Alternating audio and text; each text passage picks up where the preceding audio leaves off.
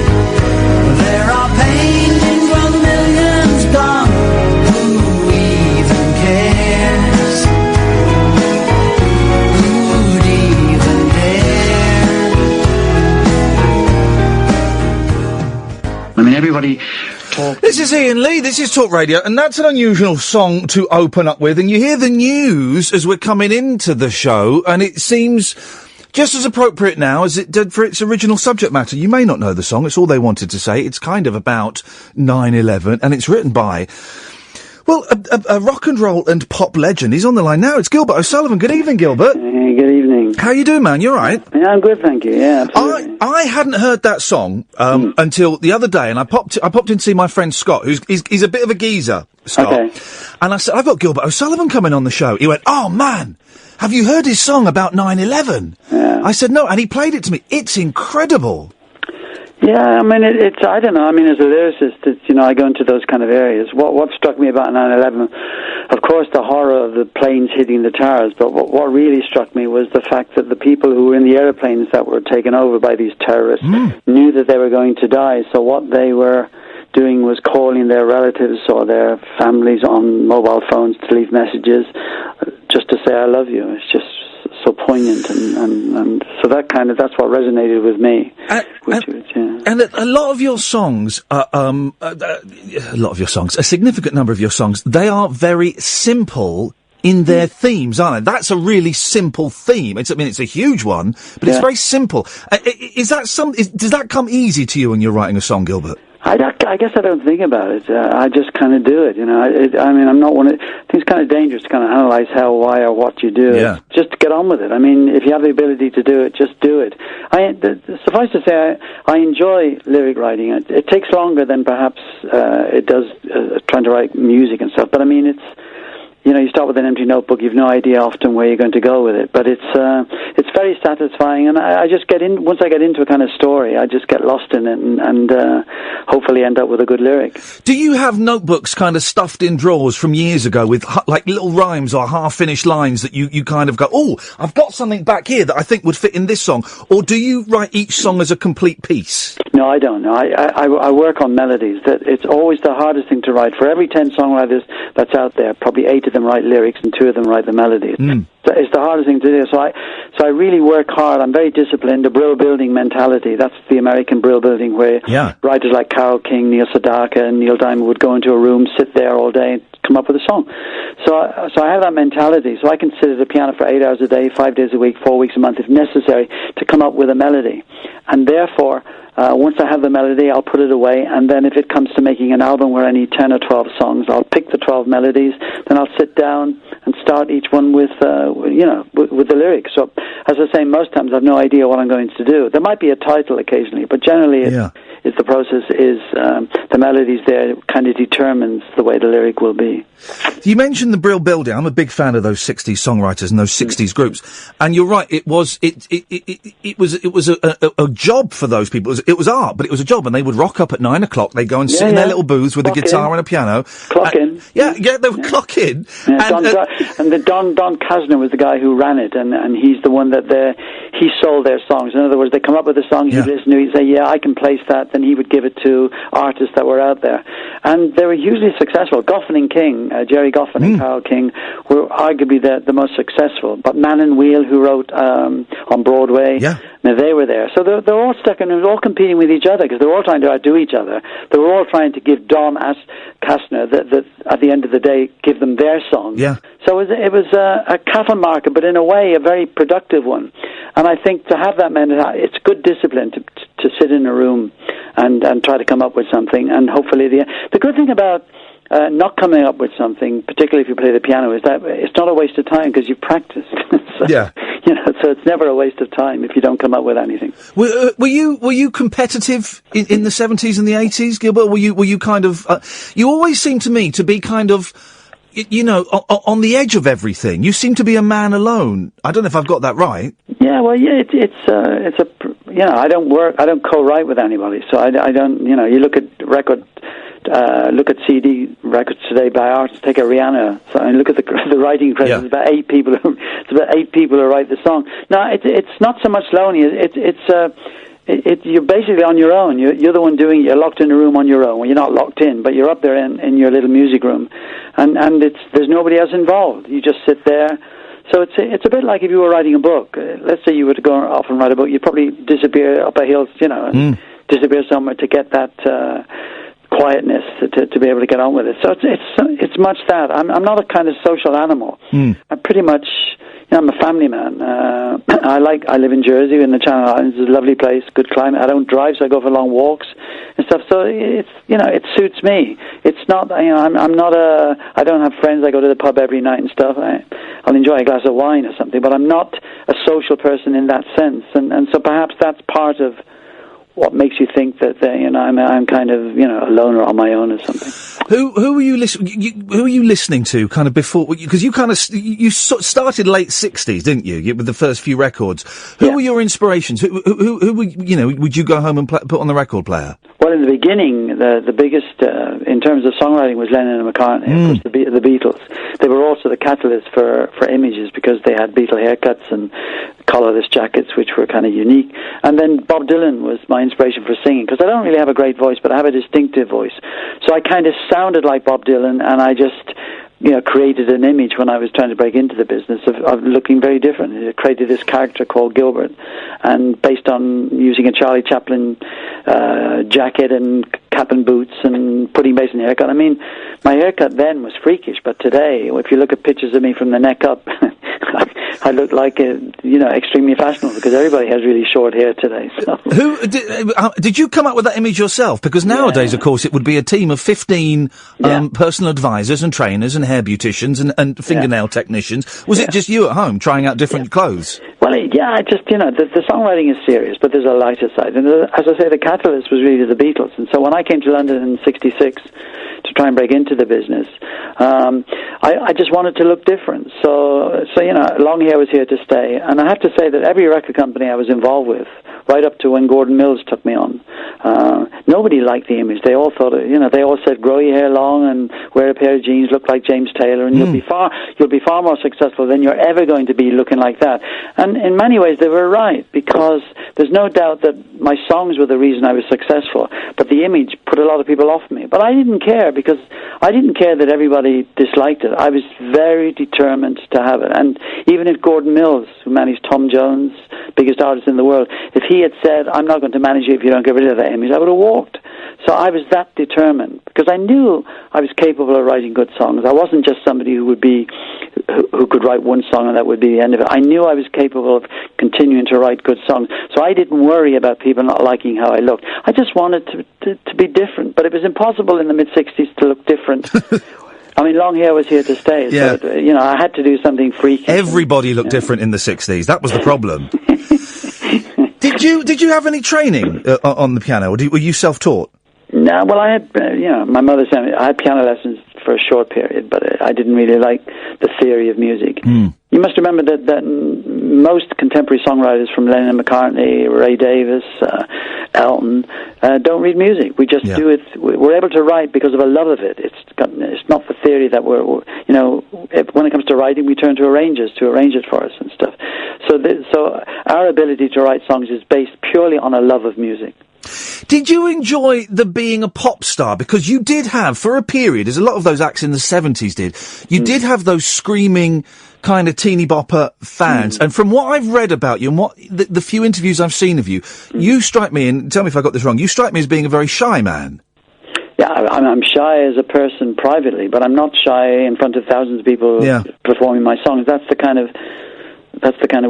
weirdness and stuff. I mean, but it's kind of a cliche to hear that. You hear people say that I can be on stage full of no problem and stuff, but if I met any of the audience in the elevator afterwards, I would bottle it up and stuff. So I think a basic shyness is something that's in you from your birth. So, and I've always managed to deal with that. But I have no problem performing my songs. I'm very comfortable because I'm singing my songs. Obviously, if I was singing other people's songs, I might be extremely nervous and stuff.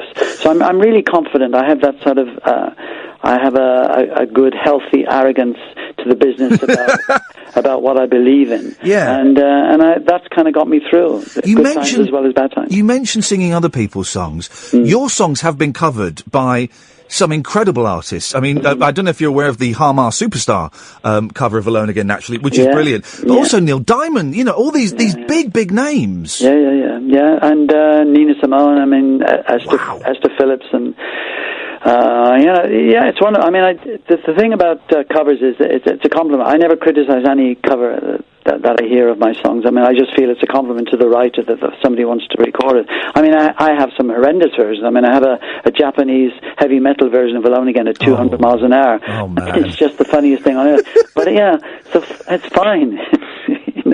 I really don't mind. But there are some really nice ones out there. The recent Dana Kroll and Michael Bublé was a really nice version and stuff. And Rumour did a version of We Will and stuff. So I like them all. It's interesting. And I'm a huge Neil Diamond fan, and he is such a strong songwriter. To have him cover another songwriter's song is kind of a big deal. Do you ever feel that sometimes your back catalogue is perhaps overlooked, perhaps because of the image? Do you think that has somehow? I always think that Slade were as good as Led Zeppelin, but because they wore the more ridiculous clothes, they kind of get treated with less respect than Led Zeppelin. I wonder if you feel that maybe that applies to you a little bit. Yeah, of course, there's an element of that, because as I say, there wasn't one record company. You must remember, in '67, the first record company I was with was CBS, and so I presented the image to them, and they said, for God's sake, please, just grow your hair, blue jeans, and be brilliant. But I wouldn't do it. So there's no question that if you were a university student walking around the campus or walking around the college with a copy of my album on your arm, it was probably not the sort of thing you want to be seen with. And so there was that, and I think critics didn't like, the so-called critics didn't like the fact that I didn't look like them. And so, that whole sort of non-image thing was very important for singers who wrote their songs. And so, but I don't care. I mean, I'm happy to. I would have really been upset if I had compromised and did what they told me. I mean, so I'm proud of the fact that that I stood by it, because it served a purpose, and we move on. And I'm happy to have. I look back with a big smile on my face when I see that I got away with it.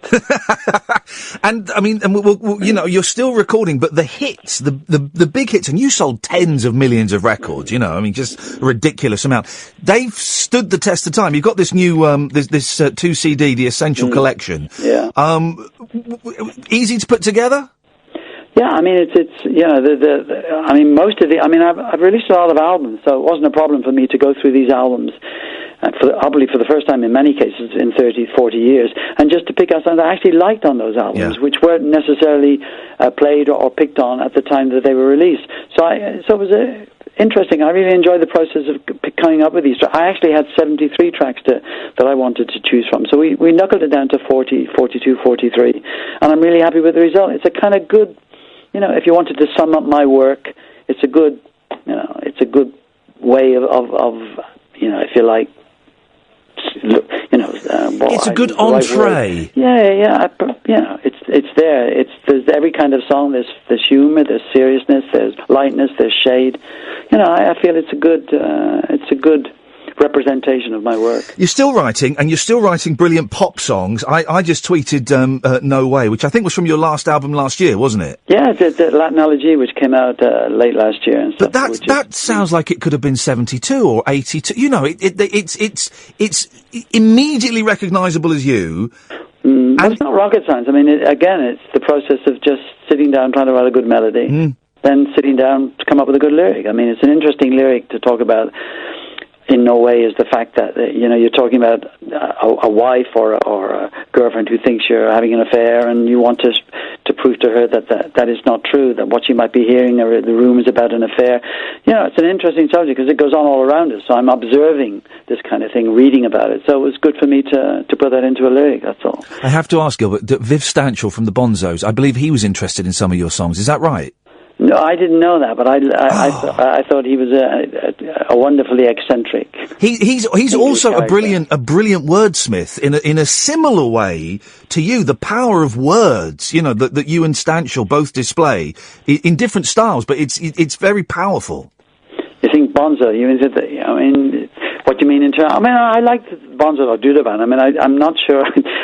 Spike Milligan was a big influence for me on lyrics, because I love the way he uses words, nonsensical approach to words. I do that in a lot of my lyrics. I like being able to alter the meaning of words and stuff. So that's a Milligan influence. Viv Stanchel, I'll have to look that up. Viv Stanchel, Sir Henry at Rawlinson's End was a solo album he did, and it's if you like the kind of Milligan wordplay, then that's just it's word treacle. Gilbert O'Sullivan, the Essential Collection is out now, and I thoroughly recommend it. You're still playing shows as well. Yeah, we did a sellout earlier this year, again combining from the Latin Elegy album released late last year, and so that was early on in the year, and then we go to Europe next month, and we go to Japan, and then next February, because it will be 50 years in the business, 67 to 2017, we'll be doing 10 or 12 UK dates, finishing up in the Barbican in London, I think, and then we go to we do a concert with an orchestra in Dublin. I think we're doing a large orchestral. That will take me up to March, and then March it stops. There's almost a year of promotion, and then I go back to looking forward to the next project, the next batch of songs that I hopefully able to write. Gilbert, it's such a thrill to talk to you. Thank you so much. I'm definitely going to try and come and see you at the Barbican, because A, it's a fantastic venue, and B, I've never seen you, and I would absolutely love to. Is there one song, and I'm going to try and find it, is there one song of yours that doesn't get played all that often that you think, why do they never play that song? One that one of your kind of favourites that is perhaps a bit of a hidden gem? Well, on the compilation, I put in tracks that I really like, songs that have been released but didn't get. I like the first song you played, All They Wanted to Say. I was really proud of the song, but because it was political, it distracted radio producers. Mentioning terrorism and stuff, it's not the sort of thing that they necessarily want to be playing. Yeah. But it didn't bother me that they didn't play that. I was proud of the fact that I wrote it, very pleased with the success of writing a song and recording it and being happy with it, because I have no control beyond that. But there's a song on this album called Answers on a Postcard. I really liked it. I recorded that with a sort of jazz trio, Laurie Holloway, who does arrangements for me. He's a wonderful arranger. So Laurie's trio, I brought them over to Jersey. I have a purpose-built studio, and the album was piano foreplay. And I used his musicians throughout the whole album. So there is that kind of jazz tinge to it. And the song Answers on a Postcard, Please. I love the title. And so it's a song I really like. I'm kind of very proud of it, but not many people would know of it, and that's why it's nice that it appears on this collection. Gilbert, I have found it. I'm going to play it for you, sir. It's an absolute pleasure to speak to you. Best of luck with this, and best of luck with the tour, and long may your success continue. Thank you, mate. And if you come to the Barbican, look us up. Just ask for Kevin, and you'll come and see us. Well, Gilbert, I will do, mate. That'll be my brother. Okay, brilliant. Thank you, mate. Don't say that on air, because everybody's going to come and ask for Kevin now. They'll all be asking for Kevin. Gilbert, I will come and meet you and shake your hand. Thank you so much, mate. It's a pleasure. Thank you very much. Cheers. Bye-bye. Well, there we go. What a lovely gentleman. And here's the song he just mentioned, Answers on a Postcard.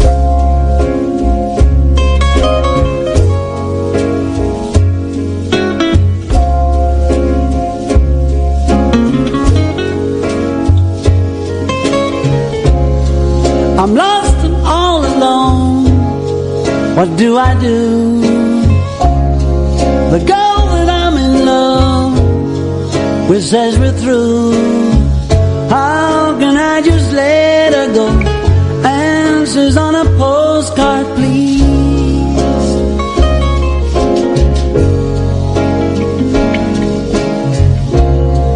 It seems what I've been doing this and that.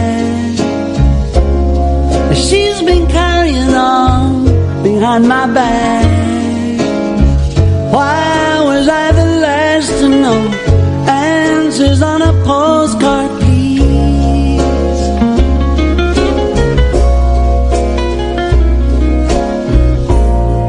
And I don't know what writes your Annie eye when it comes to little old me. You can be held for days without even being charged. They call it democracy. I know with all of this happening to us, it happens all the time. Of course it does. Devil, did he play a role? Answers on a postcard, please.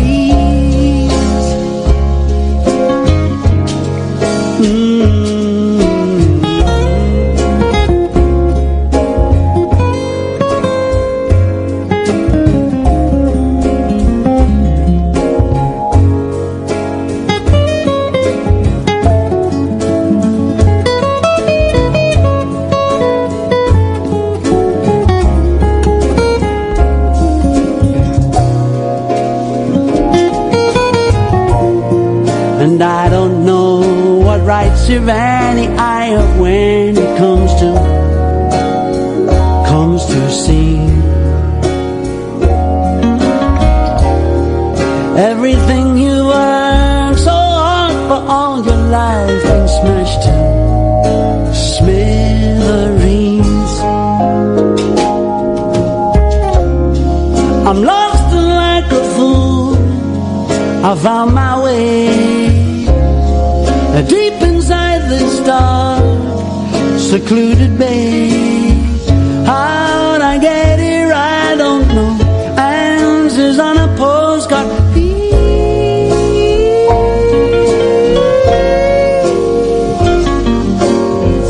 How'd I get here? I don't know.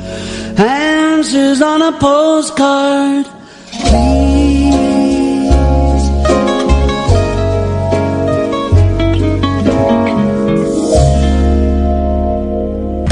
Well, he was the nicest man ever, wasn't he? I'm trying new headphones tonight. I'm not convinced. It doesn't matter. 0844. Back to normal service resumes. By the way, guys. Oh, yeah, George Galloway got a lot of phone calls, did he? Right, he's your new favourite, is he? Well, that didn't last long, did it? That didn't last long, me being the favourite, you utter slime bags. Jeez. So I didn't get many phone calls yesterday, and he got a load tonight. Right, like that, is it? War, is it? Right. 0844 499 1000. Iain Lee, Talk Radio. We call you back, guys. We call you back. Not a lot to talk about tonight. Oh! I learnt something over the weekend. I believe it's what annoying knobs would call a life hack. Kath, come in, because I'm gonna blow your mind with something that I bet you don't know. I bet you don't know this. Catherine, the producer, strides purposefully into the studio. Yeah, what? She walks over to the microphone to the left of me. I learnt something. By the way, our fridge freezer is knackered. The fridge doesn't fridge anymore. The freezer freezes, the fridge doesn't refrigerate.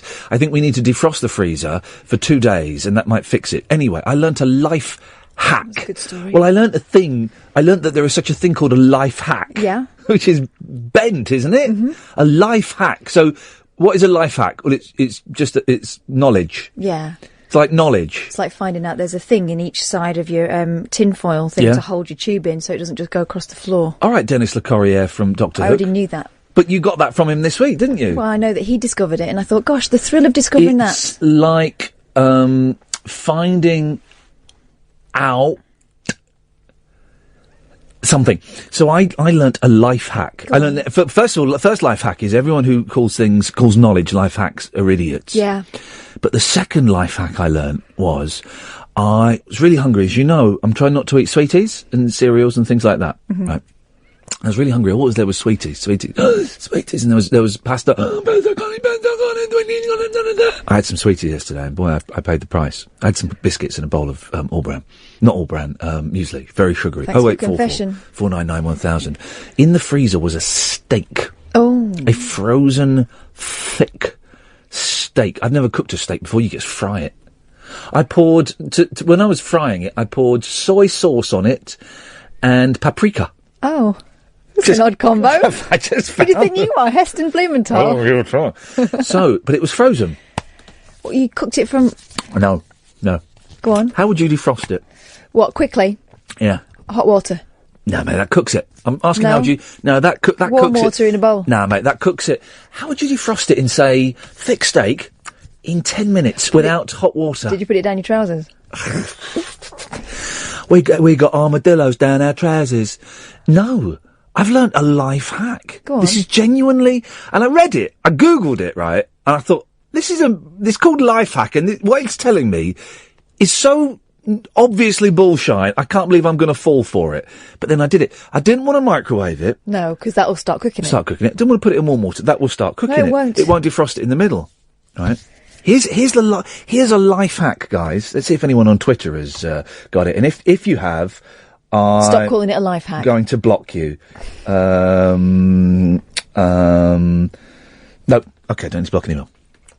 I know something you don't know. Go on. What you do, if you get the steak wrapped up, right? You get a metal baking tray from the oven, cold, put that on a flat surface. Yeah. You get the steak wrapped up, frozen. What's it wrapped in? Well, just the packaging it comes in. Right, go on.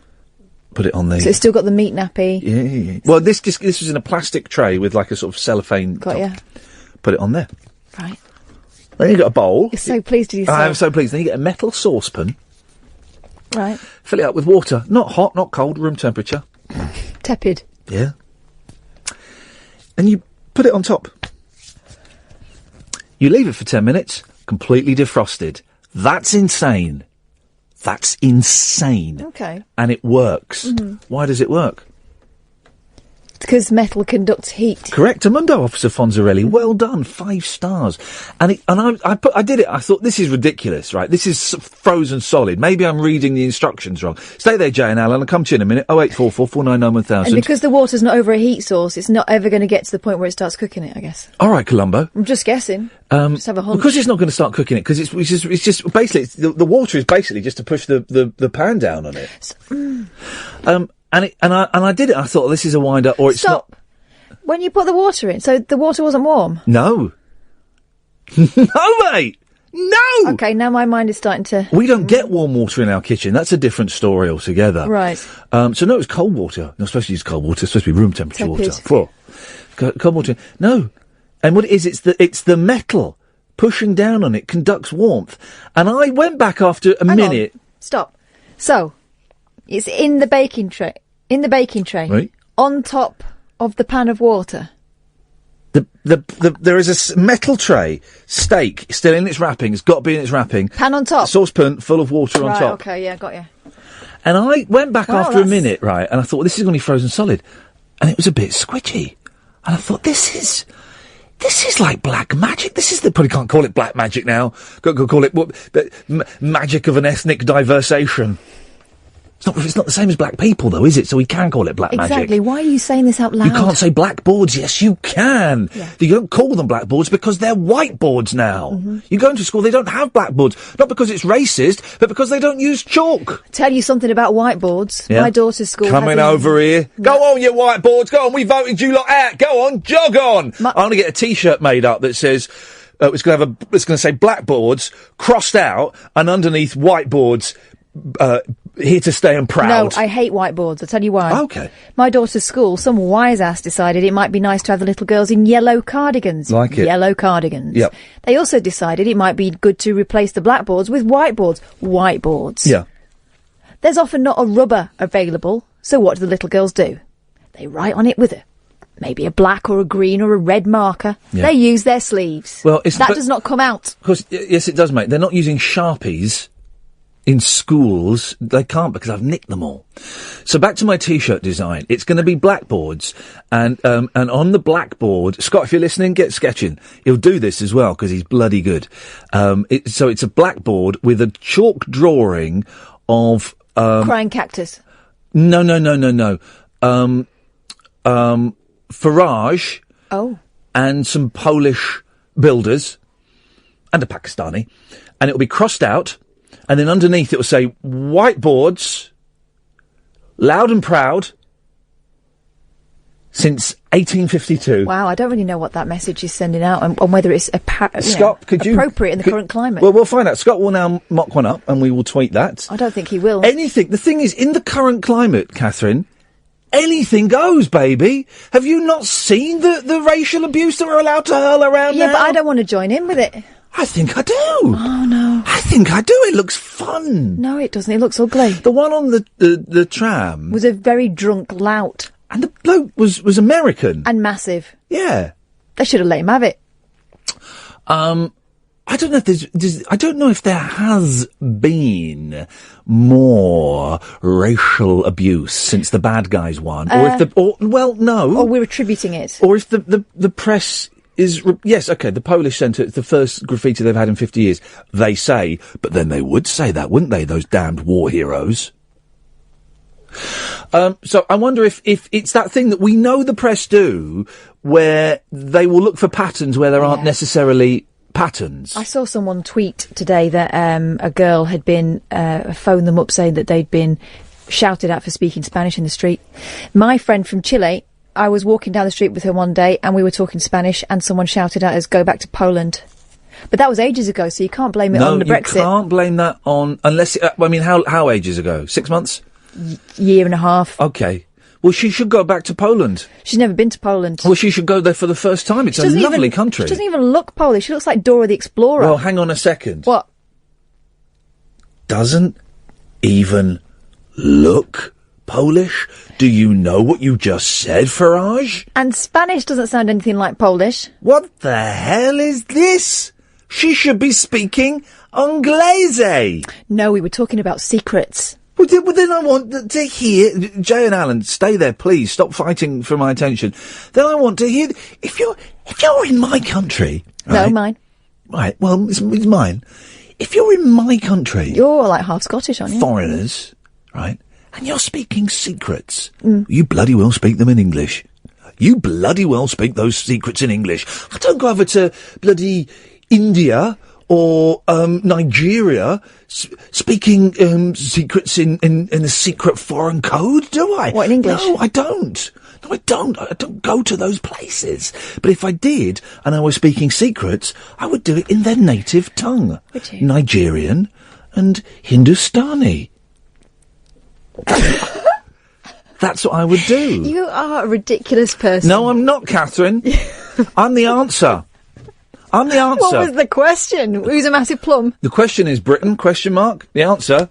Not likely. The English I fonts. want my country back. Yeah, I do. I do want my country back. And I want the blackboards gone. I want the whiteboards here to stay since 1855. I wonder if Scott's had time to do that T-shirt yet. He's taking a little bit of time there. He's obviously putting a lot of thought into it, as he often does with these off-the-cuff creations. There we go. I'll also want a T-shirt. All secrets in English. All secrets in English, please. For good. 08444991000. Aquí no hay secretos. What did you say? Exactly. You see, go back to Swaziland. Go back to Swaziland and where they speak Swahili. Answer the phone, Ed. We voted you lot out. But why are you here? I like that line. In Swaziland they speak Swahili. Suave. Yeah. That was good. Yeah, that was an excellent one. Thank you. I've been sitting on that for about 20 years. I wondered why you were looking a bit cockeyed. 499-1000 is the telephone number. So, as a result of Brexit, the meat. And with great apologies to everyone today, I accidentally triggered Article 50. So what? I'm sorry, I slipped and fell, and I fell on it. So that's happening, and it's great because it finally means we can send them all back. They could send our lot back and all, though. Ooh. All those berry brown pensioners in the Costa del Sol. They'll be coming back expecting us to look after them. The tanned pensioners and drug mules and thieves coming back over, and then all the EDF and the British, the English Society, whatever they're called. No, not the National Heritage Society and all these other racist organisations. The National Trust has nothing to do with it. Are they not? No. I'm going to try and get my money back. And they all these brown pensioners get off go on, get back to India. But they've just come from Spain. They've just got very deep tan, and they're mahogany. They are mahogany colour, and they're going. We come from. Go on, get back. I'm from Margate. Yeah, get back. And then there's one fella going. But you can come and look at our stately homes because the message hasn't got to him that the National Trust isn't involved, and he thinks it's there to try and welcome the illegal immigrants, as they will be then, to have a look Certainly at the stately homes of England. Yeah. Well, that's that sorted, Catherine. Glad to help. Thank you very much indeed. That's a good meat hack, by the way. Yeah, it works. I'm going to call it a meat tip, if you don't mind. Right. Russ, Anna, stay there. Jay and Alan, 08444991000. Let's go to Jay first. Good evening, Jay. Hip, hip, hip, Ian. Hip, hip, hip, Jay. How's it going? Yeah, it's all right, actually. I'm knackered. I'm thrilled we got to spend. Here's the thing: Gilbert O'Sullivan's people were worried that we were going to take the mick. Rightfully so. You know, you got to be. You want to protect your turn, as it were. And we had to, because they, thought I was the bloke from the 11 o'clock show, which I am, but I'm not. Yeah. And we had to say no. I got that until recently as well. Yeah. Well, no, exactly, and I did until only a few years ago, and I'm not. And it's quite freeing realising I'm not. I'm still working out what I am, but I'm not. And we had to say to them, no. First of all, we're not Talk Sport, and secondly, we only get people on this show that me and Kath are huge fans of, that we absolutely adore, right? We've not had anybody. It was by coincidence that he's got that greatest hits to sell. We just go and we approach people that we really, really like and we're big fans of, and we sent that to them. I think you came across very nicely. I thought it was a really good interview. I thought he was an absolutely decent, thoroughly excellent, delightful bloke. We're all going to turn up at the Barbican next year and ask for Kevin on the door, which is going to go down badly. But I thoroughly enjoyed that. What a nice man. Anyway, Jay, what you got for us? Well, actually, not very much. I've just been listening your podcast. Oh, right. This is the first time I've listened live, as it were. Actually, I tell a lie. I listened live for about 5 minutes. Oh. Was it last week or week before? And I got very scared. It was just people sobbing on the radio. People sodding? And they were sobbing. Sobbing? Yeah, I phoned in. You were talking about it being a very awkward half hour. I don't remember that. Sobbing for half an hour? It wasn't on the podcast. So I thought that must have been something awful happened. But people sobbing for half an hour? Well, no, I think you made reference to it being, this has been an odd half hour. I don't. Well, it quite often is an odd half hour. I don't. Here's the thing, right, Jay. I literally struggle to remember what I did in yesterday's show, because once I've done it, I kind of dump it from my brain. When I meet people, when I go and do shows and things where there are people there, and they come up to me and they say, "Oh, I phoned you once on your show," and I think, and I say, the first thing I say is, "Was I rude to you?" And sometimes they say yes, and. I really struggle to remember their calls, just because I've had thousands of them. And so as soon as the show is done, I will dump it from my head. Was it when Caddick was snoring? To be honest, I don't know. It sounded very scary. Because I was only just getting into it. I started listening to you. I heard you on Adam Buxton's podcast. So I started listening to the old podcast then. Yes. And you've dragged me into the kind of person who phones up Talk Radio now. There we go. For that. But I'll never forgive you for that. Well, Jay, this is it. This is the slippery slope. You'll soon be writing strong letters of complaint to the Radio Times, or getting arrested for being awful on Twitter. Yeah, you could. That could be another thing. And the Dr. Buckles podcast was. He's such a nice man. How is he so successful in show business when he's so delightful? That's the question. For those who missed it, Adam Buxton, some of you may know him from Adam and Joe or for Six Music. He does a brilliant podcast, and he's had amazing guests on there. He's had John Ronson, and he's had Joe on there, and the one that got me was the Kathy Burke one. That was the one that got me hooked. And he asked me to go on there, and I'm on one of them. And it was very honoured to do it. I don't think I'm anywhere near as good as the rest of the people, but it was the thrill to do. I thought you came across very well. In fact, the whole story about how you no longer worked for a radio station that we shall not speak its name. Yes. Got me kind of. I started going on YouTube and listening to that, and I thought, well, he seems like a good bloke if he's willing to. Not one. And go crazy. Here we go, Jay. Not one gay man has offered to initiate me in gay sex. Not one gay man has done it. I lost my job for you lot. I lost my flipping job for you lot. The least you could do is come and, Although if that was the only reason you did it, I'm starting to doubt your decency. I used to when I was. If this is a trick to get you some action, then I'm not sure I can condone that. When I was a younger man, I used to get chatted up by blokes. Not a lot. But I did a bit, and when I say chatted up, it wasn't always chatted up. It was quite often I'd get the eye. I would get the eye from mainly older men. But when I was in my 20s, and as I've got older, I don't get the eye anymore from men. And I know it's upsetting, isn't it? It is a little bit. Yeah. I grew up in and around Manchester, and as a young lad, one of the places that you could guarantee to get served underage was down Canal Street. Yeah. And so being kind of, very open-minded, not at all prejudiced young men, we go down there and pretty brazenly floated men to get drinks brought for us and then just not do anything about it, which is a bit, You're a P-tease. You're a P-tease. Exactly. Well, I didn't realise that until... Is that now misogynistic to call me that? I don't understand anymore. I don't know anything anymore, Jay. Apparently it's acceptable to be a massive racist now, so, that's come back in fashion. The 70s are so back in fashion. But I would have people say, don't you think it's horrible you getting eyed up by a bloke? I say, no, not at all. No. I'm not, nothing's going to happen. But someone finds me attractive, beautiful. Yes, please. Yeah, I wish it still happened. I wish it still happened, mate. Yep. That was the 90s when everyone was attractive, but not anymore, mate. Not anymore. It's all gone. It's all gone. Did we get to your point, Jay? I'm never sure. There may not have been one. It was a bit blowing smoke up your bit to say that I enjoyed very much your broadcasting and your podcasting. But because I just binged about 6 of your shows. There's so much rushing around my head that I don't know. Oh, Frank Sidebottom. Let's talk about that. From Stockport, as I say, not a million miles away from Timperley, and a big fan of that. So I was enjoying that. He did a song once called "Stockport is Fantastic." He did a song called what? Sorry, I missed that. It was a version of Christmas is Fantastic. Oh, he did. Stockport is really fantastic. Did he? Stockport is really fantastic. It's just slightly disingenuous of him because it's not really, but we enjoy it, and we occasionally play that in the ukulele troupe that I'm a member of. Well done, you.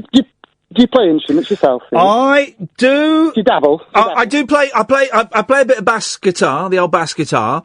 Oh yeah. And I played ukulele, but I got okay at it. But now I can't remember any of the chords. I've been fingering. My mate Chris runs a music concession. Hang on, can you just clarify the punctuation of that? Oh, I've been fingering. The semicolon, you thought. My mate Chris runs a music concession in a department store near where I live. And I keep going in, and here comes the bit I keep fingering. I keep fingering his mandolin.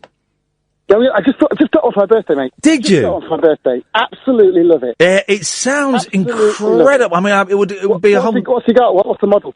Do you know? I don't know. And he did have like a one you could plug in, and that one's gone. And Yeah. That's what I'd want.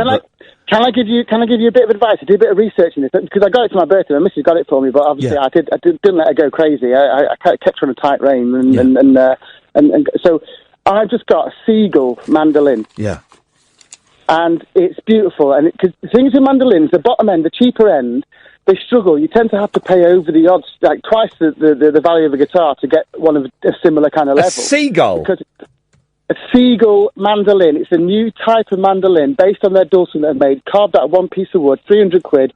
Beautiful, mate. Get yourself one of them. Oh, I'm looking at them now. Bloody hell. Yeah. Jay, it sounds amazing. Thanks for calling, mate. I really appreciate it. No problem, mate. Cheers. Keep it up, mate. All the best. Ta-ta. Bye-bye. Yes, Alan. Hip, hip, hip. Hip, hip, hip. Hannah and Russ, stay there. I'm going to come to you next. I may come to you after the news. We'll sort something out. 0844 499 1000. We call you back. We call you back. Yes, Alan. By the way, Alan, because this is awkward.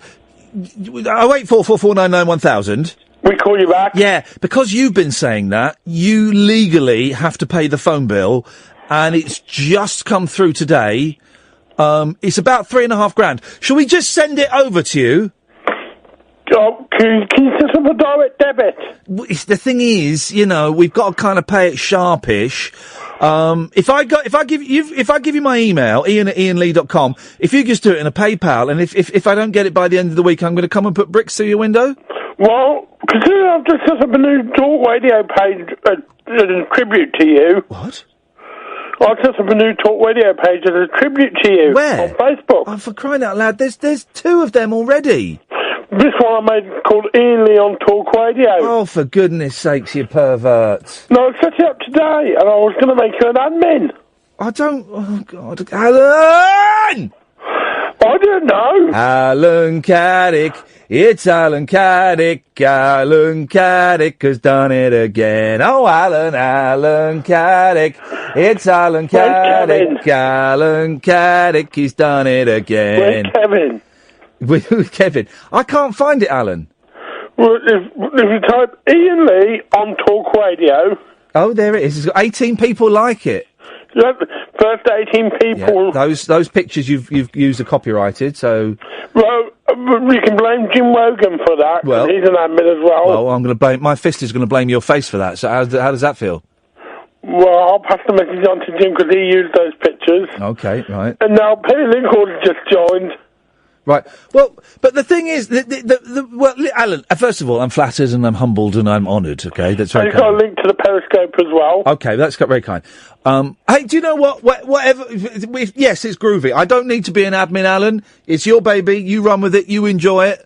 I wish you the best of luck. Thank you for publicising the show. There we go. Yeah, that was my main point for this evening. Oh, that you've become a potentially lethal stalker. Well, like I say, I just wanted to promote the show my own way. Alan, it is appreciated. I've clicked like. I'm liking it. Thank you very much, Iain. Cheers, my dears. Ta-ta. 0844 499 1000 is the telephone number if you want to give us a call. We haven't got a guest on Friday, have we? I get confused because you're away Friday and you're away Friday. Flipping, can you believe this, right? So Iad and Catherine are both away on Friday. Are you away Monday, Iad, or they're both away Friday and Monday, right? Got people I've never met coming in. Well, one of them I met before, Emma, right? But I'm working with a whole new team on Friday and Monday. What could possibly go wrong? Who's gonna press the...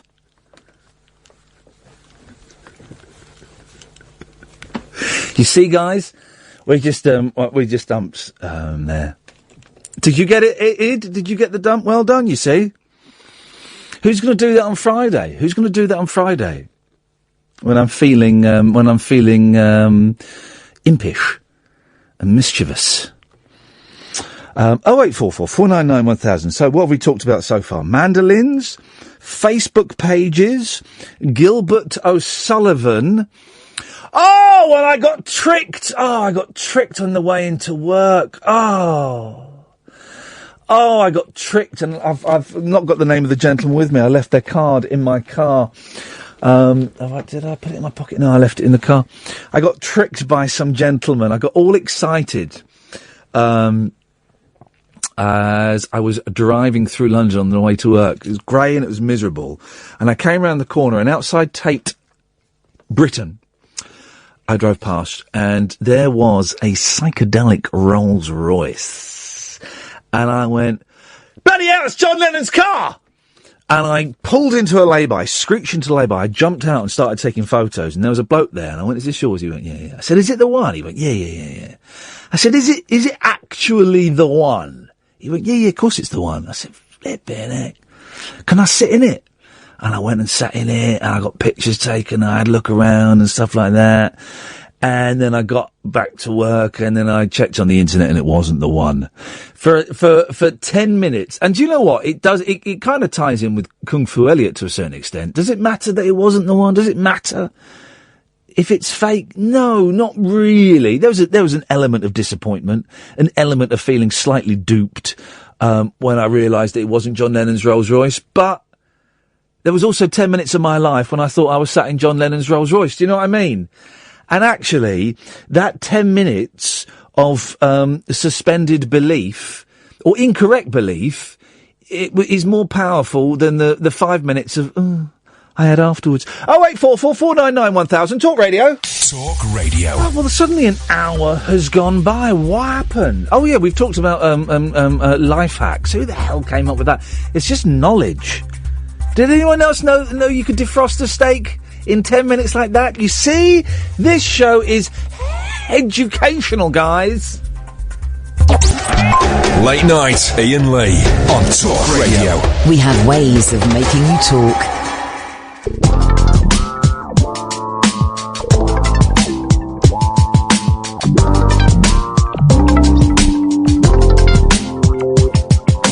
In a little while from now, if I'm not feeling any less sour, I promise myself to treat myself and visit a nearby tower and climb into the top, throw myself off in an effort to make clear to whoever what it's like when you're shattered, standing in the lurch at a church where people sing, my God, that stuff, she stood him up, no point in us remaining, may as well go home as I did on my own, alone again, naturally.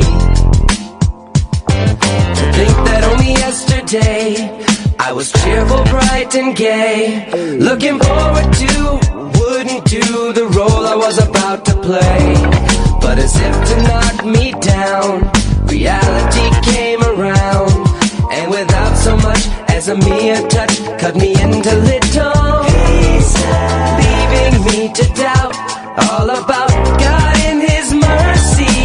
If He really does exist, why did He desert me in my hour of need? I truly am indeed alone again, naturally. It seems to me that there are more hearts broken in the world than can be mended, left unattended. What do we do? What do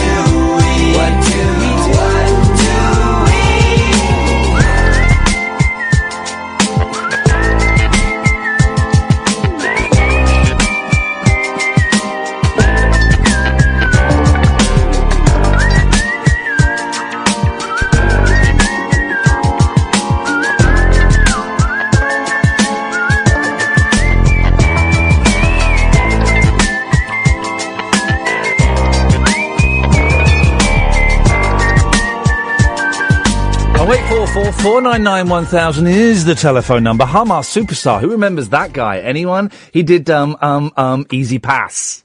He looked like, Ron Jeremy. That's who he looked like. And boy, did he get upset when I said that to him on live television. Don't mention that again, man. Sorry, Ron. I mean, Ma. Superstar. 0844 499 1000. So, defrosting steak, ukuleles and mandolins, Gilbert O'Sullivan. Oh, did anyone... No, I know we don't talk about that. Did you hear Farage in the Parliament? Can I play a bit of it? What a knob. This is Farage. He goes to the European Parliament, right? You have to turn this up a bit, because it's a bit low. Listen to him. This is after, obviously, we voted out. Good morning. Good morning. He's got a little semi there. Funny, isn't it? Isn't it funny? You know, when I came here 17 years ago, and I said that I wanted to lead a campaign to get Britain to leave the European Union, you all laughed at me. Well, I have to say, you're not laughing now, are you? And the reason you're so upset, the reason you're so angry, has been perfectly clear from all the angry exchanges this morning. You, as a political project, are in denial. You're in denial that your currency is failing. You're in denial... Just look at the Mediterranean. No. As a policy to impose poverty on Greece and the rest of the Mediterranean, you've done very well. What happened? I mean, he's a knob, but fair play. Fair play to stand up in a room of people that hate you and basically just flick them the V's.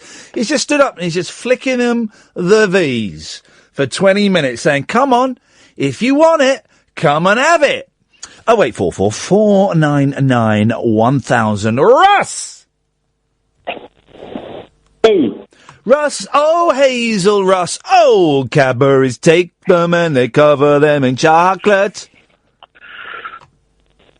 They prefer a finger of fudge, you do, boy. There we go, ladies and gentlemen. There we go. Steady on, Tiger. Steady. I'm having terrible trouble down there at the moment, so let's let bygones be bygones, shall we? What have you got for us, Russell? He got quite a bit of support in that room, Owen Farage. Well, yeah, but then, it was the old tense tension, the tense atmosphere of loads of people hating one person. There wasn't loads of support. There's a little bit of support from him. Yeah, there's a little bit. We'll move on from that. I don't think that's a subject for this show. Go on then. How's things anyway, mate? Things,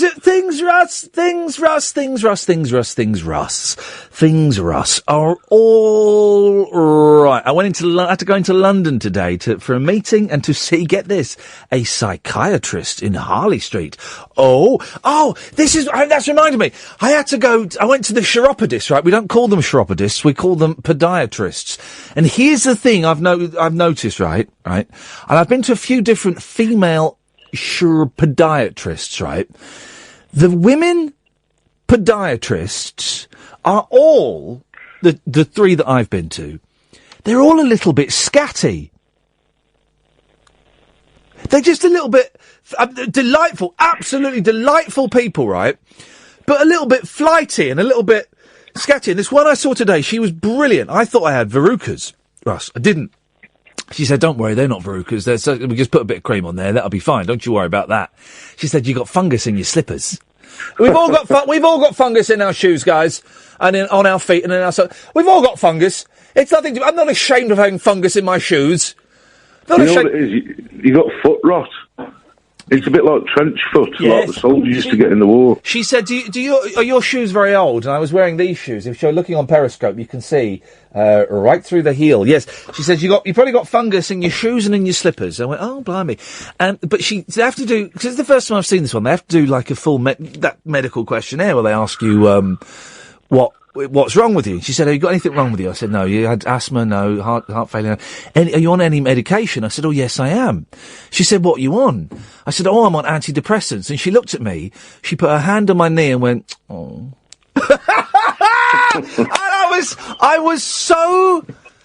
And she didn't put her hand on my knee, she put her hand on my arm, sorry, and she looked at me and said, oh. And I was so... It's a shame. It was, that's the message. And I was not in any way patronised by that. I thought, oh, what a lovely gesture. What a lovely, lovely gesture for her to do that. Because there's some people that don't know what to do, so they just look at you awkwardly. There's some people that you know, and that was her way. She put her hand on my arm and went, oh. And I thought, what a lovely woman. What a lovely woman. And also, what a great way of dealing with it. Perfect. Oh. Anyway, I've not got verrucas. So the day has been brilliant, Russ. I was expecting to have months of painful freezing treatment, and no. She just rubbed a bit of cream on there and clipped my toenails. Beautiful. Clip the old talons. You know how to sort that out, mate, with your slippers, you know. Burn them. Oh, no, mate, no. I get very... do you know what? I'm going to go tomorrow. If I get up in time, because I've got a busy day tomorrow, if I get up in time, I'm going to go to Marx's and I'm going to treat myself to a new pair of slippers. Here's what I'm doing tomorrow, right? At 3:00, I am recording a week's worth of links for BBC Radio 4 Extra, and I am interviewing Jake Yapp. I'm interviewing Jake Yapp, of all people. Who'd have thunk? So I'm doing that. And then straight after that, I'm going to Virgin Radio, interviewing Jake Yapp tomorrow for BBC for 4 Extra. Then tomorrow I'm going to Virgin Radio, where I'm recording a show for Virgin tomorrow night, 7:00. I've had to pick 11 songs. Oh, I've picked some good ones. Oh! They're all Beach Boys and Monkeys, aren't they? Up your bum, Russ, are they? Up your bum. You can apologise for that. You can apologise for that. Go on. Apologise. I apologise. Good. Right. There is one Beach Boys song, and there is one Monkeys song, but it's not like I picked one Monkeys song from the new album, and one Beach Boys song from the 1972 album. But there's some unexpected stuff in there. There's one of the tracks off the new Monkeys album that I do like. I can't remember which one it is, but I've heard you play it on my show. Yeah. I watched some old clips of Glastonbury the other night. There was one where the Beach Boys were on there. I mean, it's about 10 years old, this footage. What, the Beach Boys were at Glastonbury 10 years ago? You don't mean Nebworth in 1980, do you? No, Glastonbury, 100% Glastonbury. The Beach Boys were at Glastonbury? Yeah, honestly. WTF with Mark Maron? What? That's insane. Honestly. Wowzers. Well, good for those guys. I hope they enjoyed it. The lead singer, the main man, though, he looked like he was ready for a care home then. Well, they're in their set. He would have been about 63 then. He's 73 now, and he's still doing it. They're still, come on, let's cruise. You got nothing to lose. Come on. I do actually like I bought a Beach Boys greatest hits about 18 months ago. And at the time, I thought I was I'd play it driving round, but I'd have to turn it down if I stopped at any traffic lights. So I thought it was a bit weird. No, here's the thing. Whenever I pull up at traffic lights and there is a rude boy next to me with his windows down or his roof down and he's playing his music loudly, do you know what I do? I wind down my window and I turn up Radio 4 and play that at super volume. And so he'll be playing, yo, bitches in the holes. And I will be playing, well, the interesting thing about this book that has just been released is that you'll find on page, and boy, oh boy, it's a culture clash. But I like to think that I get my point across.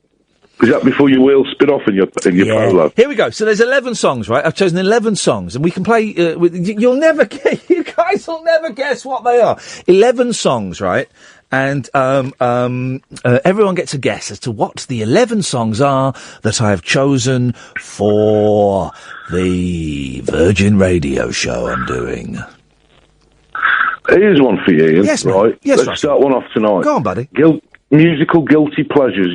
We'll start this off, you and me. You've got to admit a song that you like, you actually like, and you bought that you probably shouldn't have done. Well, I know what a guilty pleasure is. The thing is, right, I don't think there's any shame in any music, apart from the songs of Coldplay. I mean, but then again, I had a Coldplay remix on Kiss the other day. But Coldplay are not a guilty pleasure. Coldplay are pretty good. No, they're not. They're bobbins. But I heard a Coldplay remix on Kiss the other day. I quite liked it. What does the world come into? I quite liked it. I don't buy into guilty pleasures, because you just heard me talking to Gilbert O'Sullivan. Some people would class him as a guilty pleasure. Nah, it's good pop. It's good pop. Barry Manilow, some people would class that as guilty pleasures. No, Mandy's a classic. Could it be Magic, the original classic? Oh no, not Manilow. No, man. What's that one he did? Kebababona. Kebabona. That one. The Kebabona. That one's all right. The Kebabona. That's it. That one's all right. My real guilty pleasure was I actually put a tune I remember from my childhood. It's about 3 or 4 years ago. I'd heard it on the radio or something, and it reignited this love for this tune, and I actually bought the album off eBay. Yes. It was Baccarat. Yes, sir, I can boogie. Yes, sir, I can boogie. I can boogie. But the thing is, what would the question be? The question, Baccarat, can you boogie all night long? Yes, sir, I can boogie. I can boogie all night long. Ian, this is a disgusting. I don't know whether I should admit this one. Go on. But if you get it up on your machine. Zeben or something. Right, it's from 2007. Yes. Eurovision.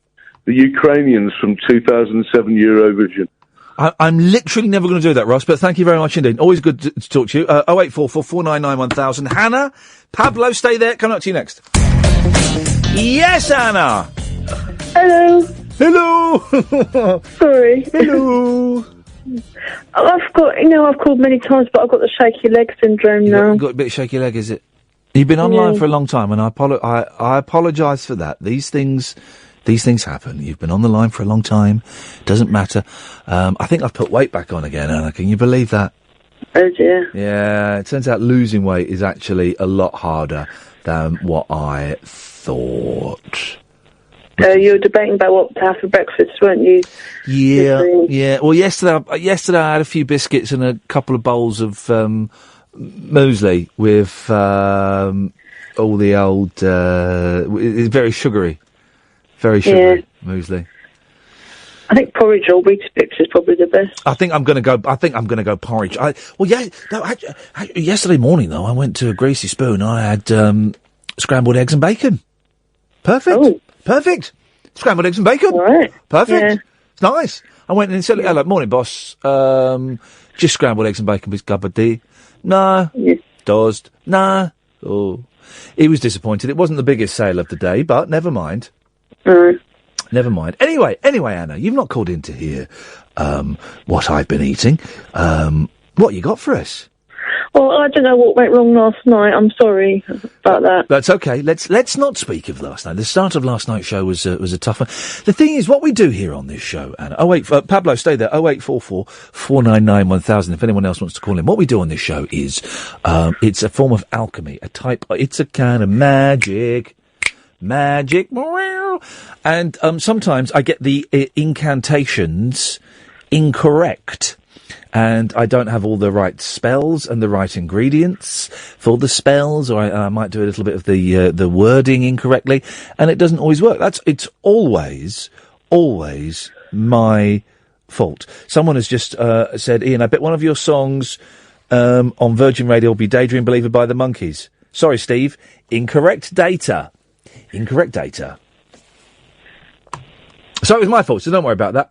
Anyway. It wasn't your fault, anyway. I've listened to you for years. I know what you're on about half the time, but I've just been an idiot. Nah, well, okay, yeah, fair play. You're an idiot, Anna. That's absolutely an idiot. I'm thinking of next week doing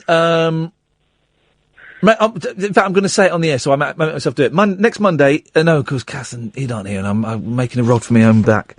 No. Next Tuesday is going to be... What day is it today? Tuesday or Wednesday? Tuesday. Tomorrow is new callers only. There we go. Yeah, that'd be good. Yeah, that'd be good. We haven't done that for a while. Who's this? Hang on a second. Dennis Eglinton has emailed in. Iain Lee on antidepressant tablets, so is nearly all the listeners, as this manned shows are dull. I'm selecting LBC, BBC London and Spotify.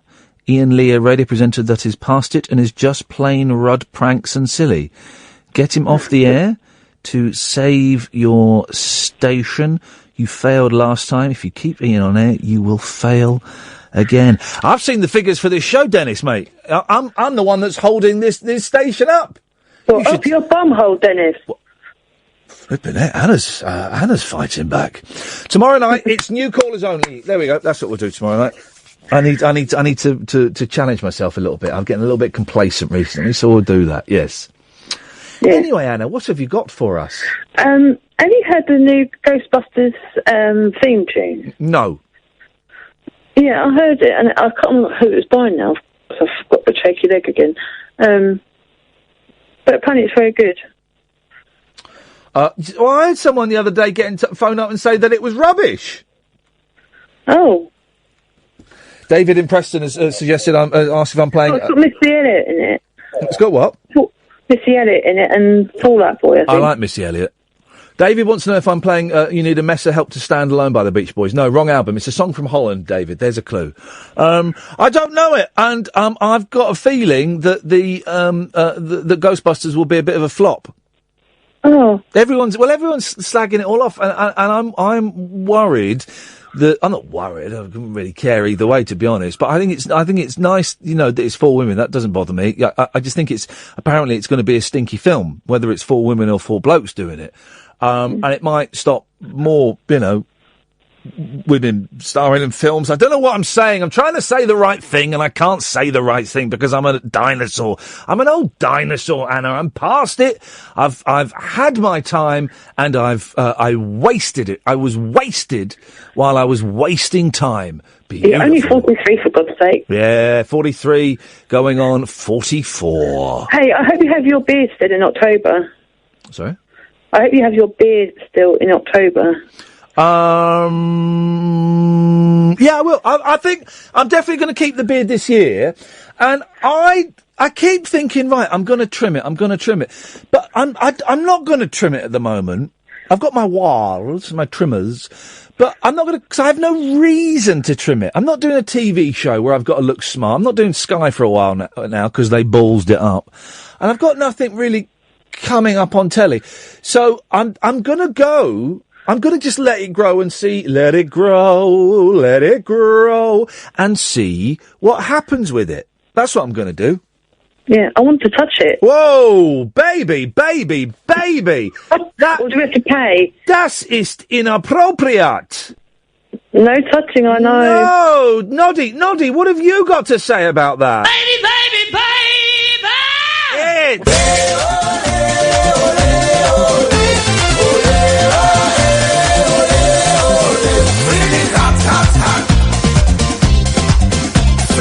That's not happening. Oh. That's not happening. How would you like it if I came up to you and said, yeah, I want to touch your nipple? Oh. Oh. Thanks for calling, Anna.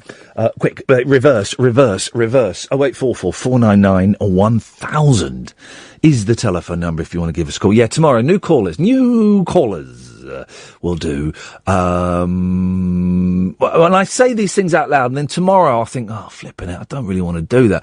Because it's enough hard work doing a show where it's new callers only. We'll do it. We haven't done it for a while, and it's about time. Pablo's on the line. Good evening, Pablo. Hip, hip, hip, how do? Hip, hip, hip, do good. Excellent. Shall I get the satire out of the way first? Yeah, go on. Well, hearing from the old Nigel Farage earlier, yet again proving that the only maniac we needed to get away from in the EU was him. That's bit, really. That's for that. But I also have another point. I just thought of that. Can I just say, Ian has suggested, is it Me and Magdalena, with the Monkey song? It was, but I changed it. Is it Sail on Sailor by the Beach Boys? No, guy. I have chosen, Pablo, some it's not Funky Pretty either. I have chosen some blinding songs. Virgin Radio is going to have to close shop again after I finish, because they'll go, we can't top that. Well, with their back catalogue, is it just the Beach Boys, or is it just a general mix? There's one Beach Boys and there's one Monkeys. I couldn't not. Because with your general cantankerous nature, it's almost impossible. It's like cracking the Enigma code, trying to pick through a choice of songs. Let me play you the start of one. This is the Off Kilter one, right? This is the one that everyone's going to go, oh. Who? No, they won't go who. They'll go what? They'll go what? So I'm gonna play. Let me play the beginning of it. Hang on a second. I'm gonna boot it up. Computer, boot up. Here we go. Right, here we go. So here's the beginning of this song. Right, this is just the beginning. Huh? Do you know what that is? It's not The Sound of the Underground by, Ooh, I wish I put that on the list, 'cause that's a good one, no. Is it something in that kind of vein? It's not Hey Mickey, no. It is one of the more modernish type things. That's not really my... Got nothing in my brain. Oh, is it that? Oh, yeah. It's the country and western singing sensation Taylor Swift.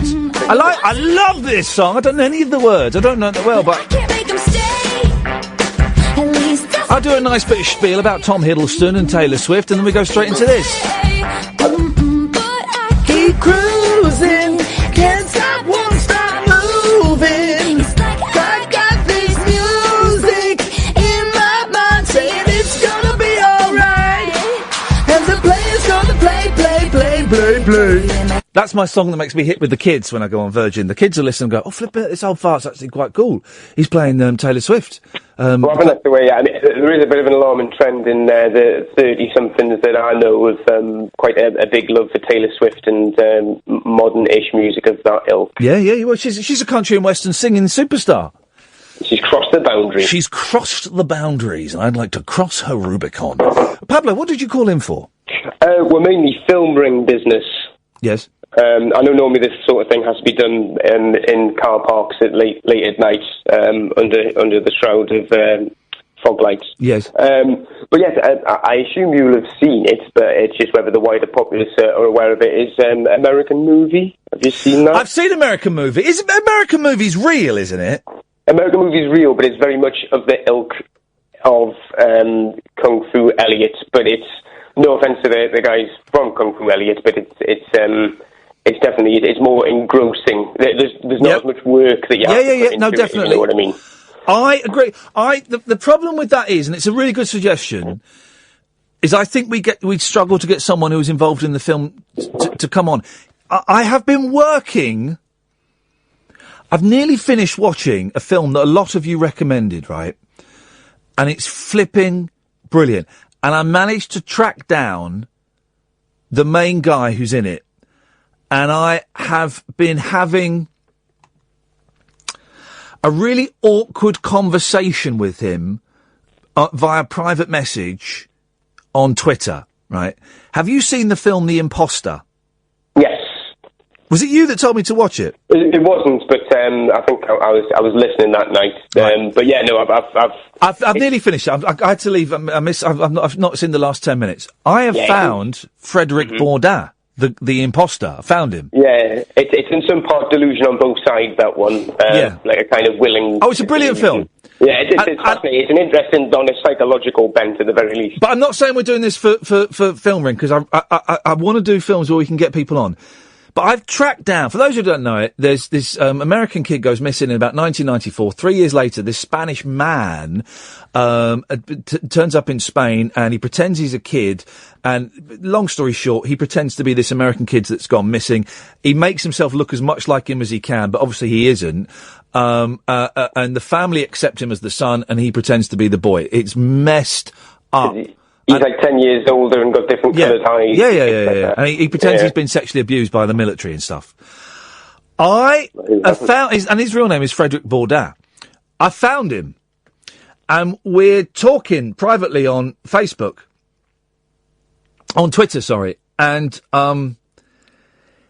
it's unlikely he's going to come on. Can I read you some of it? I know we've got breaking a minute. Can I read you some of the exchanges?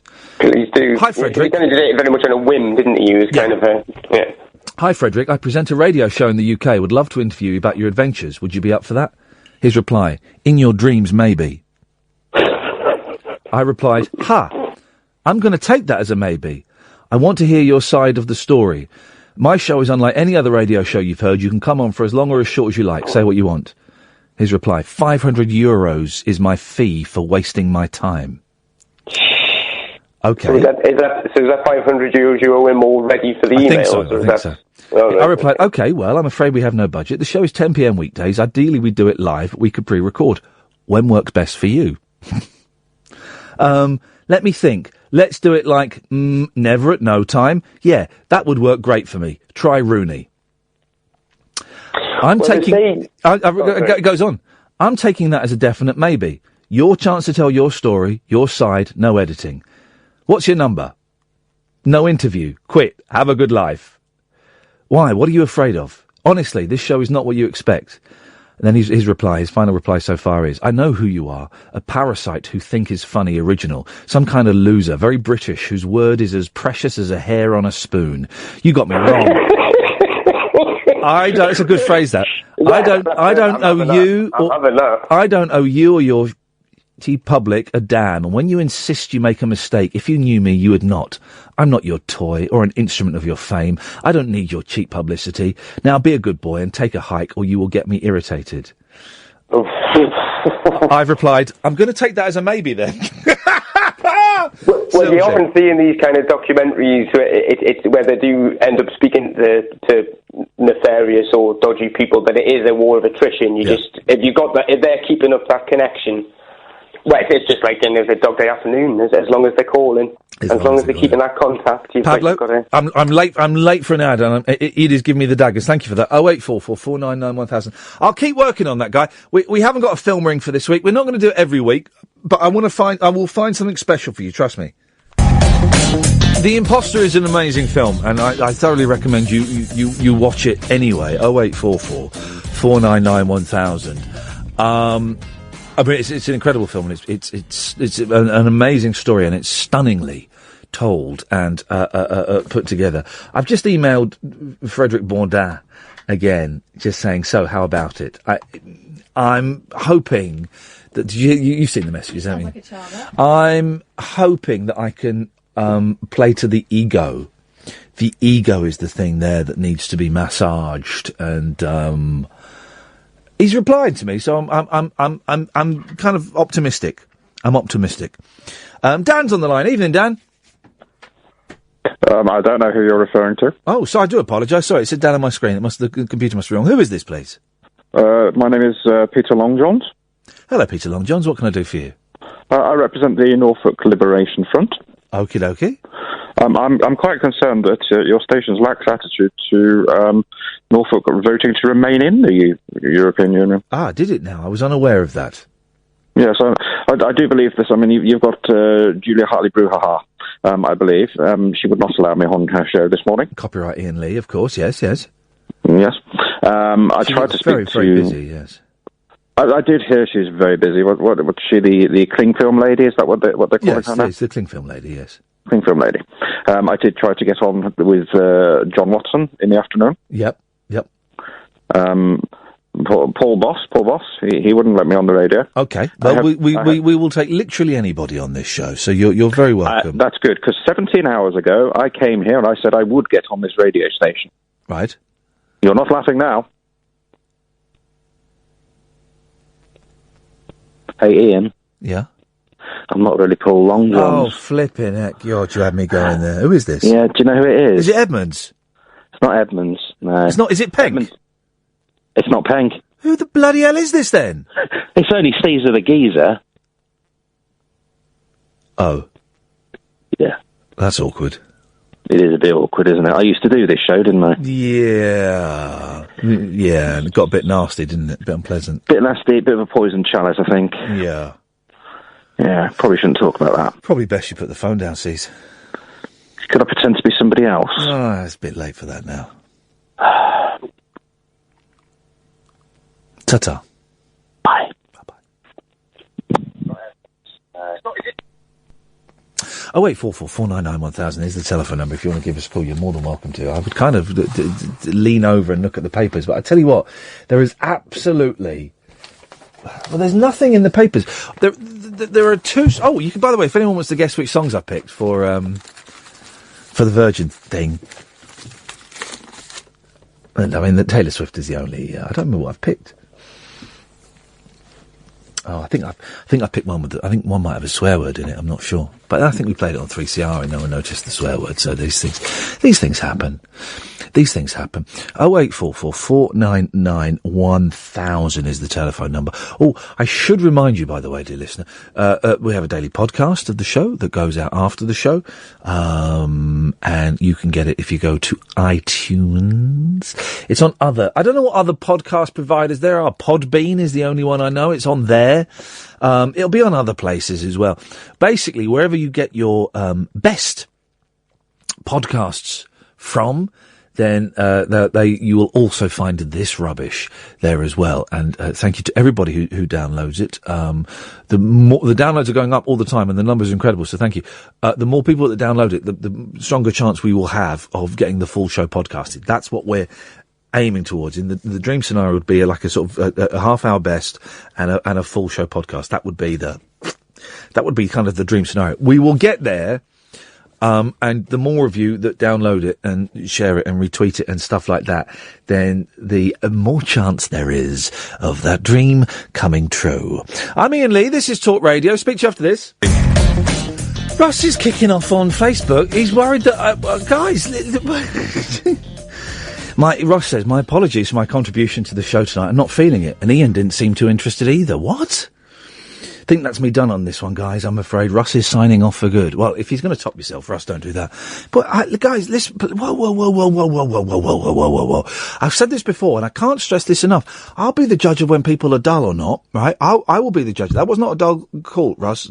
So don't think that for a second. And it's not me saying that, because you know I would say it if it was. I'll be the judge of what's dull and what's not. And if a call is dull, that's my fault. That's my fault as the host for not doing enough. So, and I get this as well. People tweeting me and emailing me saying, I'd love to call your show, but I've got nothing to say. Right? And what's your point? Have you listened to this show? No one has anything to say. The best calls are the ones where they've got nothing to say. They're just phoning up to check in. This isn't, right? This isn't BBC London. This isn't Duncan Barks or Ian Collins or whoever, is on 5 Live. And no disrespect to those people. They do brilliant shows, but they do kind of very traditional phone-in radio shows, right? This is not a traditional phone-in radio show. Okay? Anything goes, man. Anything. And I could sit here, right, and it would be easier for me. It would be easier for me if I came in with loads of topics and a couple of guests and a different news thread we follow each hour. It'd be easy for me because we're guaranteed to get loads of calls. I'm deliberately making it harder for myself. Tomorrow we're doing new callers only. I'm deliberately making it harder for myself because I want to work harder, and I want us, me, Catherine and Id, and you, the callers and the listeners, to make this into something different. And sometimes it works. More often than not it works, and sometimes it doesn't work.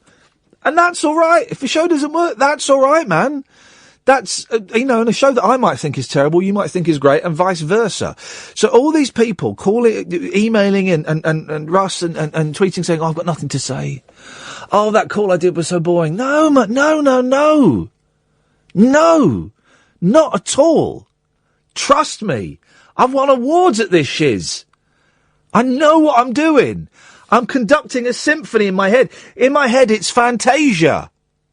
Right? Trust me. Richie's on the line. Evening, Richie. Hip, hip, hip. Hip, hip, hip. How you doing? I'm good, thank you, Richie. How are you doing? You all right? I'm all right. I've been off for a few days. Oh, what do you mean you've been off? Well, I've been a bit off colour. Oh, what, jaundice? Oh, no, it's the other end. Oh, bumjus. Bumjus. Yes? Yeah, no, I haven't been too well. Oh, mate, I'm sorry to hear that. I don't know you. Well, no, I've been going to bed a little bit early. Yes. But I thought I'd better call in tonight just to make sure that everything's all still running nice and smoothly. Thank you, Dad. Yeah? Yeah. No, that's fine. Everything's sounding good. Yeah. But there doesn't seem to be too much conversation tonight about cheese. Well, you luck, but what a stroke of luck you've called, just as we've got Watford's very own Cheesemeister General, Barry. Hello. This is there. a coincidence, isn't it? Hello, Barry. I did not know he was going to say that, Barry. Well, isn't that extraordinary? I did not know he was going to say that about cheese. About cheese. Yeah, it's about cheese. I didn't know he was going to say about cheese. Sometimes my wife eats a bit of cheese at night. Margaret. Margaret, yeah. I like to have cheese at night, and very often I've woken up in the morning with a red Leicester on my lap. Someone told me if you eat bran flakes before you go to bed, right, you wake up. No. No. Someone tweeted this. Who dis? Bundis. Dennis is listening. I'm switching off as this is dull, yawn, poor, silly, and your conversations. Your show's topics and callers are disturbing. He's right there. Well, someone told me. Hold on. Yes? No, well, you just said it's your responsibility to make it entertaining, Ian. Did you say that? You just said it about a few minutes ago, didn't he? I failed there. But Dennis has been emailing go on, then. for the last 20... I will do. Someone told me if you eat a bowl of bran flakes before you go to bed, you wake up with a big erection. Oh, come on. Hold on a minute. About that. Let me just open this cupboard. What have we got in here? Let me just have a little few of those and see what that can... Hold on. What you got there, Barry? I've got some whale flakes there. We'll see what they... I'll see how those get on tonight. I mean, it's all very well, you know, gay pride. And they say, oh, same-sex marriage. Some-sex marriage would be nice for me. Lame sex marriage is what I've got. What? Lame sex. What, with someone, a disabled person? What about own sex marriage? What? What about own sex marriage? Oh. Own sex? Yeah, own sex. Do you own sex, Barry? I did. I sold it on Exchange and Mart. It was a cash deal, £75 or nearest offer. I should have kept it, really, because I did own it for a long time. Do you remember people used to come and have to knock on my door? Hello, can I help you? Yeah, want some sex, please? And I'd go, right, I did have some somewhere, just next to me, all brown, that. You've not called for a long time, Barry, either. You're all right. Well, no, not you, Richie. That's why I said the word name Barry. That implied I was talking to Barry. That's all right. That's all right. Go on, Barry. Go on. Go on, Barry. Yeah. Okay. Yeah. I'll speak. Well, I was being addressed, so I'll speak to him. Sorry. I've not phoned for a while, but I overheard you tonight saying it was your responsibility to make things entertaining. That's correct. Yes, it's my job. Yes. Yeah, and very often if someone doesn't have much to say, like me, then you would oblige. And sure enough, I've got absolutely nothing to contribute. Okay, well, we can talk about here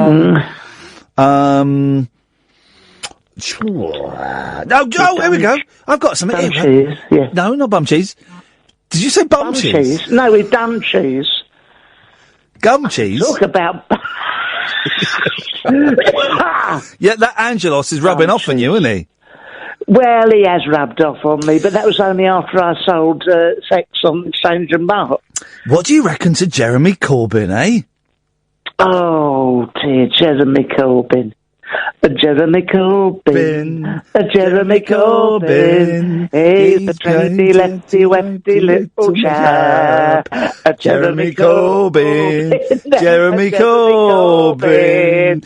Oh, he's got me vote. I'm throwing me out. Oi! They're resigning left and centre. They're resigning every way.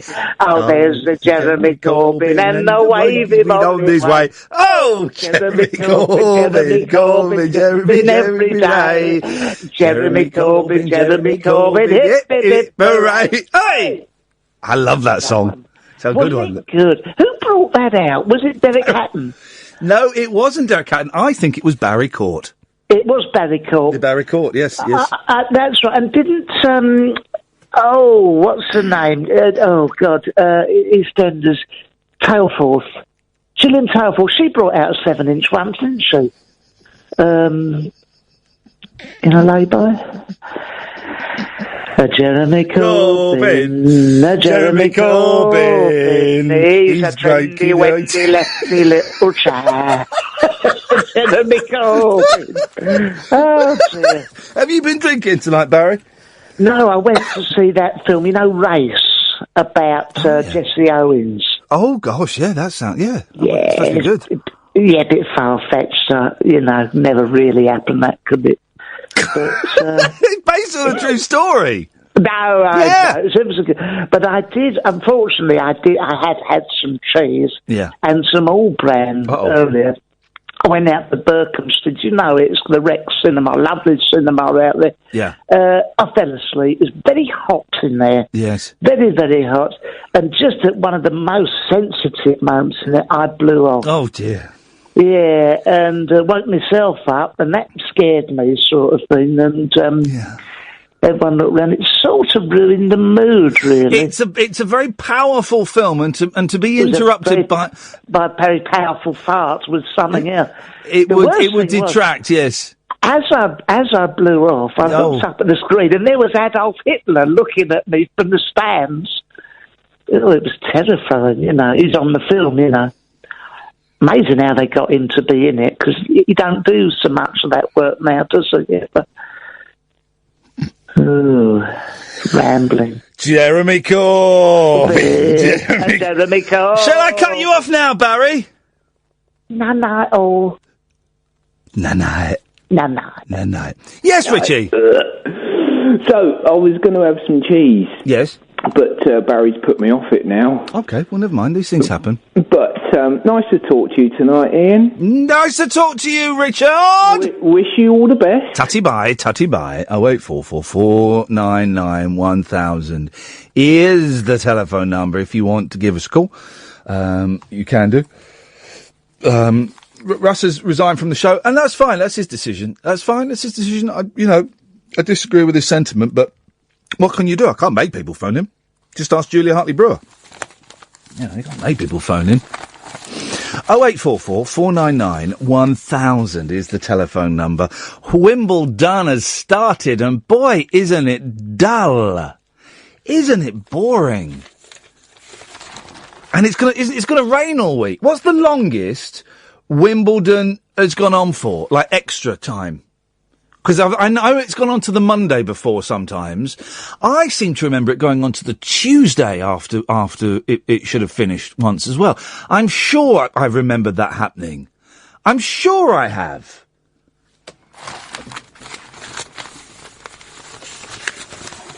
Anyway, that's all over the papers. How long do you think it will be as well before the Daily Mail does a spread on those unsung heroes of Wimbledon, the ball boys and girls? They're the most sung heroes of Wimbledon. They're always being sung, those guys. Jamie's on the line. Evening, Jamie. Good evening, Ian. How you doing? I'm all right, thank you, James. What you got for us? I spoke to you once when you were on your old show, which was more commercial based. Yes.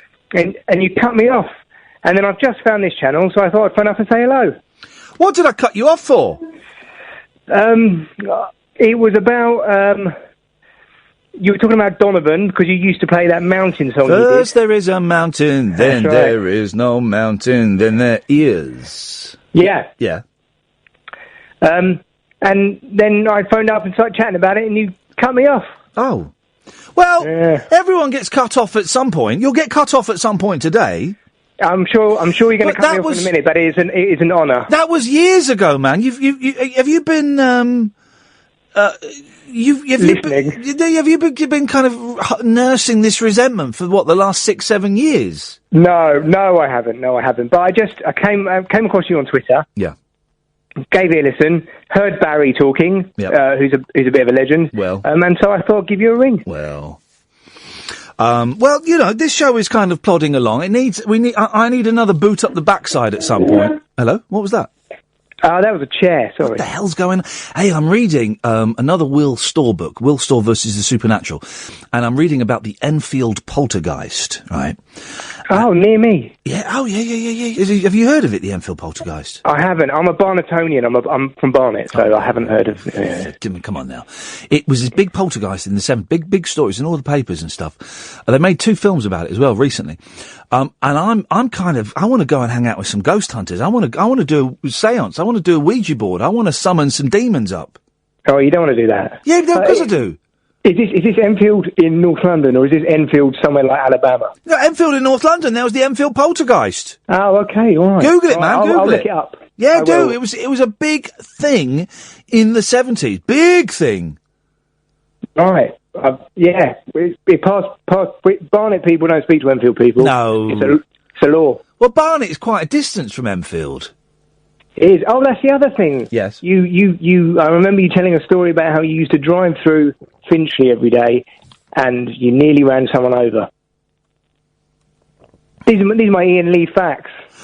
Well, I did used to drive through Finchley a lot, and I've had many accidents and near accidents in my car. I am prepared to admit that I am an awful driver. I can say that now with confidence, after nearly losing my licence recently, and having my insurance go up by £1,000. I can say these things. I don't remember that specific incident. It was just one of the shows. One of the shows I was listening to. Well, this is the thing. I don't remember what I did on yesterday's show, so I'm not going to remember what I did at another radio station. Yeah, no, of course. Right, I have to go to bed because it's very late and I have to get up early, but nice... Cut him off. Oh, it's what he would have wanted. Yeah, I feel... Here's my thoughts. Oh, no, I'll tell you my thoughts on how the show is progressing after midnight, because I've got thoughts in it. It's feeling a little bit... Not again, not in anyone's fault, this is my fault. It's just feeling a little bit, we've got into a nice little rut, which is comfortable... And we'll talk about it afterwards. Anyway, Andrew is in Cardiff. Stay there. We'll come to you after the news. And we'll take calls straight to air. Don't phone up now. Let me tell you 2 ways you can listen to the show, because I don't want one of those shows where they give you, they list all of the different ways you can listen to the station. Let me give me 2. Well, you can download a Talk Radio app on your phone. There we go. We explained that to a caller yesterday. If you on your iPhone or your Android, if you go to your app store, type in Talk Radio, or you can listen on talkradio.co.uk. There you go. Talk Radio. This is Iain Lee. This is Talk Radio. Andrew, stay there. Then when we finish speaking to you, we'll kind of have a little... I'll give you a little halfway point as to how I think the show in general is going. Halfway point, apropos nothing. And then we'll take calls straight to air. Does that sound like fun? This is Talk Radio. This is the news. Late night, Iain Lee on Talk Radio. We have ways of making you talk.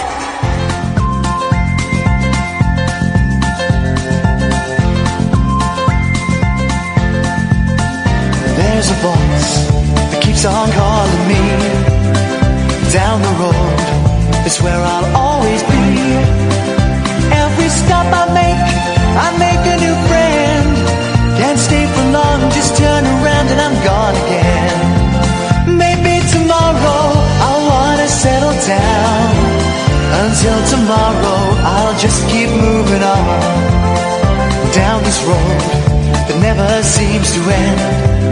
When new adventure lies just around the bend. So if you wanna join me for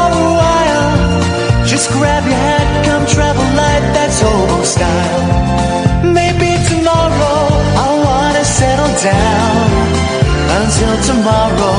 The whole world is my home. So if you wanna join me for a while, just grab your hat, come travel light, that's old style. Maybe tomorrow I wanna settle down.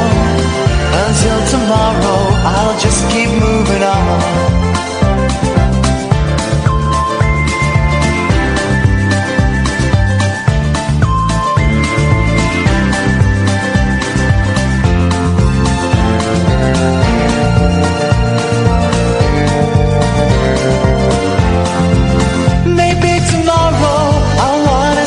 Down. Until tomorrow I'll just keep moving on. There's a world that's waiting to unfold, a brand new tale no one has ever told. We've journeyed far but you know it won't be long. We're almost there and we've paid our fare with a hobo song. Maybe tomorrow I'll wanna settle down. Until tomorrow, I'll just keep moving on. So if you wanna join me for a while, just grab your hat, come travel light, that's hobo style. Maybe tomorrow, I'll find what I call home. Until tomorrow, you know I'm free to roll. Yes, Andrew! Oh, I had to wait a while there. Well, you had to wait 10 minutes, 22 seconds. That's cool. So I looked at your Twitter today.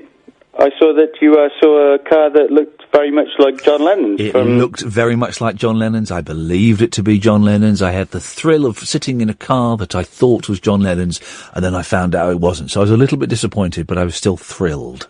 Very cool. Yeah, it was a really good. They did a really good job on it. It was brilliant. Yeah, even so.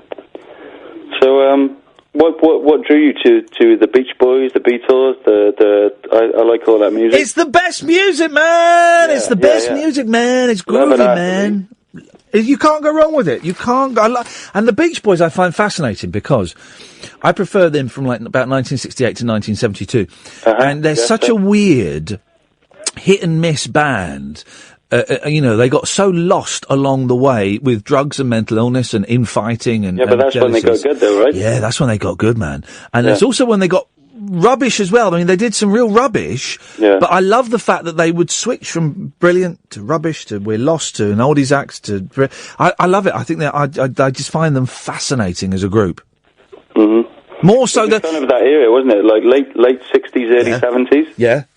But it's interesting.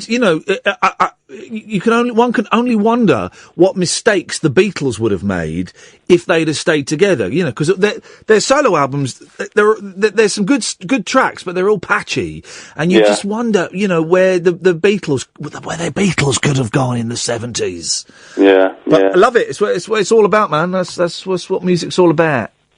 Yeah, very cool. There we go. Okay. Anything else, Andrew? Huh? Okay, ta-ta. 0844 499 1000. Line 1, you're on the wireless. Yes, line 1. Good evening. Oh, it's good morning. No, it's not morning until you've had a sleep. Oh, I haven't had a sleep long ago. No. Anyway, last night we had a small altercation. Yes. In which you accused me of talking out my arse. Yes. Now, I'm very sorry. It must have been you who was talking out your arse because I was constipated. Good night. Thank you very much. So, 0844 499 1000 is the telephone number if you want to give us a call. So, and for the rest of the show, we just sit here and we chat and I kind of look through the papers, although there ain't much in the papers. There's a boy from Slough in the Wimbledon. Whereabouts from Slough is he? Does he say? Does it say? Doesn't say. So yeah, we just sit here and kind of look at the papers and kind of talk, and people call in, and that's groovy. 0844 499 1000. We don't call you back in this hour. We do for the first 2 hours. We don't for this hour. We just kind of sit and we wait, and hopefully people will call in like this. Line 1, you're on the wireless. Na na na na na na na na na na. Hey you. Na na na na na na. Yeah, Come on. Na na na na. Hey you. Wow. That was like me and then some. Line 2, you're on the wireless. Hello, Ian. It's Billy. Hello, Billy, you all right? Yeah, not bad. How are you? Yeah, good, thank you. What you got for us? Well, firstly, I want to thank you for introducing me to Kung Fu Elliot and the new Monkeys album. Oh, my pleasure. We're two very diverse. I have, on my computer hard drive now, They Killed My Cat. Wow. Yeah, wow, indeed. I don't know, because I'm not that much of a film aficionado, so I don't know whether I could actually sit through how I would expect it to be. But I wanted to introduce you to something you possibly might like. There's a band called the Wood Brothers. The Wood Brothers? Wood Brothers, yeah. They can be found on YouTube, and there's a particular song. It's called, it's got the word honey in it. I think if you search on YouTube, the honey song is quite high up in the ranks. Honey Jar. Honey Jar, that's it. They're a little bit bluesy, but quite funky, but I think even if you don't like the music, I think you'll appreciate the musicianship. Dude, Billy, I'm diving straight into the Honey Jar. Give it a go. Thank you, man. No, thank you, Billy. Well, let's have a listen. If it's Pony, it's Billy's fault, and we'll know who to blame. I do feel I have enough bands already, but let's, there we go.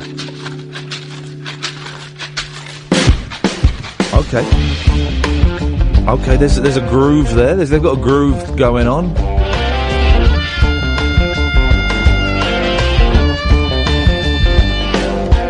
Standing on the back of that train with your open arms. Doesn't he sound like a young Mick Jagger, full of spunk? The big sky, listen to the smoke alarm.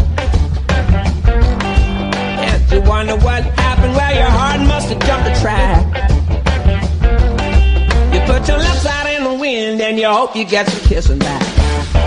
No, they sound like... What do they... They sound like something. There's a stronger lining where your heart should be, and there's a honey drip off your spoon. I quite like that. It's not quite my cup of tea, but I quite like that. Thank you very much indeed. Line 1, you're on the wireless.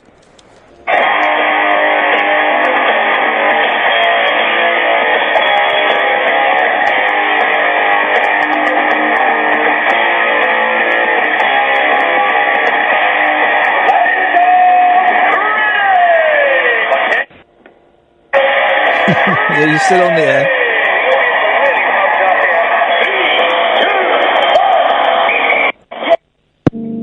Okay.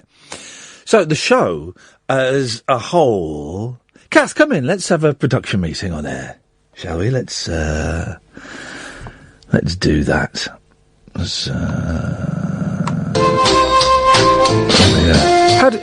Please, Kath strides through the studio purposefully. She's a man with a mission. How do you think the show is? Not tonight's show, but the show in general. I think it's shaping up, but it's never going to be done, is it? No. Well, it will be one day. One day we will. Well, I mean, we'll get sacked, but we'll never feel like it's finished. Well, the ambition with this place is, I reckon I can hold out here for 6 years, which should be 2 and a bit years longer than I've held it anywhere else. And I think within that time, I think we can deliver the perfect show. And I think we'll both know it. Yeah. When the Bee Gees record a song in their distinct... Not now, because 2 of them have passed away. In their distinct 3-part harmony, they would say that a 4th voice would join them. Was that the Bee Gees or the Mamas and the Papas? There's the Bee Gees. Well, the Mamas and Papas, the Bee Gees. They also said that. Well, was theirs called George? No, there was a different voice. They had a name for it. The Bee Gees would say that George would join them in the studio and would sing this 4th harmony. And we will know when George joins us in the studio. We will all say, I think George joined us for this one. We will remove our headsets, we will clear our desks, and we will leave. We will never come back. That will be done. I think we can achieve that. I do think we can achieve the perfect show. But, I don't know, it feels to me that the show is good. It's good, right? But I have plateaued a little bit. And whereas for the first couple of months we're going up, and then we had that week of rubbish shows and I took a day off, and then we came back and I got my mojo back and we went up, and it just feels like we're kind of we've plateaued, and it's just going flat. Now, that may mean that's as good as it gets. I don't think so. It might mean I might have to deconstruct it a bit and make the show a little bit worse again, and then build it back up. Or I just might need to kick up the arse. You might be overthinking things. I might be. So we'll do new callers only tomorrow, because that kind of makes me work harder. I think it's good that I'm going away for a couple of days. Why? So you get a rest from me. I'm dreading Friday and Monday. It's just 2 new chances. Good, and then you'll realise how important I am. You know, it's all good. Do they know where my Red Bush tea bags are stored? That's the main thing. I do worry about it on Friday. Good. But it's You'll be on your toes. You'll be fine. Honestly, you'll be fine. You know, though, that I like a producer that I can bounce off of, and I can bounce off of it, and I can say to you, Kath, come in quick, and you'll come in, and it won't faze you. It's Emma, who I've worked with before, actually. Emma, which when I did Set the Agenda. God, this is going back. And she helped with Iain Lee versus Radio. That was the one she didn't do. I don't think she did do Set the Agenda. No, did she help with the Doors? No, she's too young. No, I think she might have done, actually. Anyway, she's helped me with a few things, and she's a very nice girl, but I don't know particularly well. And the other fellow's name has escaped me. David. I've got no idea who he is. I'm sure he's a delightful gentleman, but am I going to be able to throw stuff at him? Yeah, whether he'll throw it back you. Well, this is my serious concern. If you know, Friday and Monday, caller numbers have dropped, right, the last week or so, and that's fine. I expected that. But you've still got the number of callers that some people would give their right boob for. Oh, yeah. But they've also got, those shows that would like that number of callers, they've also got loads of padding. They've got guests and they've got loads of content. Which is why they don't get as many calls, I would suggest. I disagree. Oh, no, I disagree. I think sometimes you can be too busy. No. Well, I go through them every week for the best ofs, and they really do chop through stuff. But yeah, okay, well, maybe you can, but Nick Ferrari has loads of guests and loads of stories and loads of calls. I think you can make it work. Yeah, but you need to have some breathing space, don't you? But let's not do this. I think we've been unfair in other shows. Let's not deconstruct them too much. I've lost my train of thought. Oh yeah. But yeah, other shows that would be happy with the number of calls that they've got. They haven't got. They have. I've got to do the padding. Yeah. They have got the padding already built in, and I do worry that if the calls drop off more, which they might do, and that's fine, as the novelty of me being on air wears off, that we're going to be buggered, basically. Right. I'm going to be buggered. First of all, we will be buggered. Yeah. Because if you're getting it, I'm going to be getting it too. Yes. First of all, you forget, actually, that you're good at what you do. And I also think you forget that we don't need stuff like that. No. And you overthink things. I do overthink things. Also, as a listener, I wonder, as a presenter it doesn't bother me, as a listener I wonder if I would find the same voices calling in all the time tedious. And it's difficult because I have not been a listener to this type of show since whenever the last time Tommy Boyd was on the air or Clive Bull was doing this kind of stuff. So I've not been a listener to this type of show for 8 years. So I don't know, because I can't remember what it's like to listen to this kind of late night show. But it is, a real sort of step into the unknown, isn't it, for someone to ring up a radio station? I've worked in radio for, 15 years nearly, and I would never phone a radio station as a punter. Because you've got a life. That's a joke. No. That's a joke. Not that at all. I just think that it takes a certain amount of guts and chutzpah that I don't have. Chutzpah. Line 1 is on the wireless. Yes, line 1. Ian, I've got a theory. Audience research. Yeah, go on. First of all, I want to say thank you for giving me a heads up for tomorrow night. You're welcome. Giving me a night off. Yeah, that's what we've done it for, Alan. Well done. And secondly, I've got a way of making the show better. Oh, I'm always keen to hear ways of making the show better. Away you go, Alan. A weekly competition. No. Why not, Kath? Well, let's hear the boy out. Tell me how it would work, Alan. Give me the mechanics. It was the competition you did before another station. Yeah. Called the Coliseum. Oh no, that didn't work. That was Andy Partridge's idea. My favourite one. Yeah, That's basically really was elected. 2 people had to argue or something, didn't they? Yeah. My favourite one was, did we do one on LBC called Cheeky Beggars? And, people had to beg for the prize. I just picked the person who begged the best. Did we do that, Alan? Do you remember that? No, I've never heard you on LBD. I joined you when you was at Virgin when it was changed to Absolute. Oh, I didn't know that. I thought you were there. I think we did one called Cheeky Beggars. I quite like that one. But yeah, competitions are a bit. If we got stuff to give away, we're going to get some Kung Fu Elliot stuff to give away, and if PR people want to send us stuff, we'll give we'll give it away, and we'll work up a bloody good game to give it away as well. But doing it, I don't like. Let's have an ad break. 0844 499 1000 is the telephone number. Call straight to air. I might stop doing call straight to air. Want to see what happens? And, yeah, and kind of, it always used to be the ace up my sleeve. And, maybe by having it every night, it loses a little bit of its vibrancy. Yeah. A little bit of its spunk. Possibly. A little bit of its vim and vigour. Why don't you suck it and see? Well, chance will be a fine thing. But we'll do it for tonight. 0844 499 1000 is the telephone number. So I thought for 10 minutes today I was touching, smelling, sniffing, licking, fingering John Lennon's Rolls Royce. Did they mind? No, they didn't. And it turns out it wasn't John Lennon's Rolls Royce. It was a fake. But the thrill when I believed it was the real one was immense. And it was a brilliant copy, and I would give the company a plug, but I've left their card in my car. So it looked amazing. It did look incredible. They'd done a brilliant job on it, and they were very kind to let me sit. I mean, they did lie and say it was the real one, but they were very kind to let me sit in there and for 10 minutes, I was living out a childhood fantasy. But there are two Beatles stories in the newspapers today. Let's do the fun one first. Oh no, there's not a yeah. Of course there is. One, is there? Of course there is. Well, they're both about Beatles collectors. Right. They're both about. Now I've got a day off on August the 30th, I think it is. I am going to a Beatles convention, but I'm not really going to the convention because I can't really afford. So I'm just thinking maybe I can afford to go. It's on all week, basically, and it's really, really expensive. But I'm going to go and see one of the Monkeys who's doing a concert at the Cavern. It's not the real Cavern, it's the Cavern over the road. So a monkey in the Cavern, man. I've got to go and do that.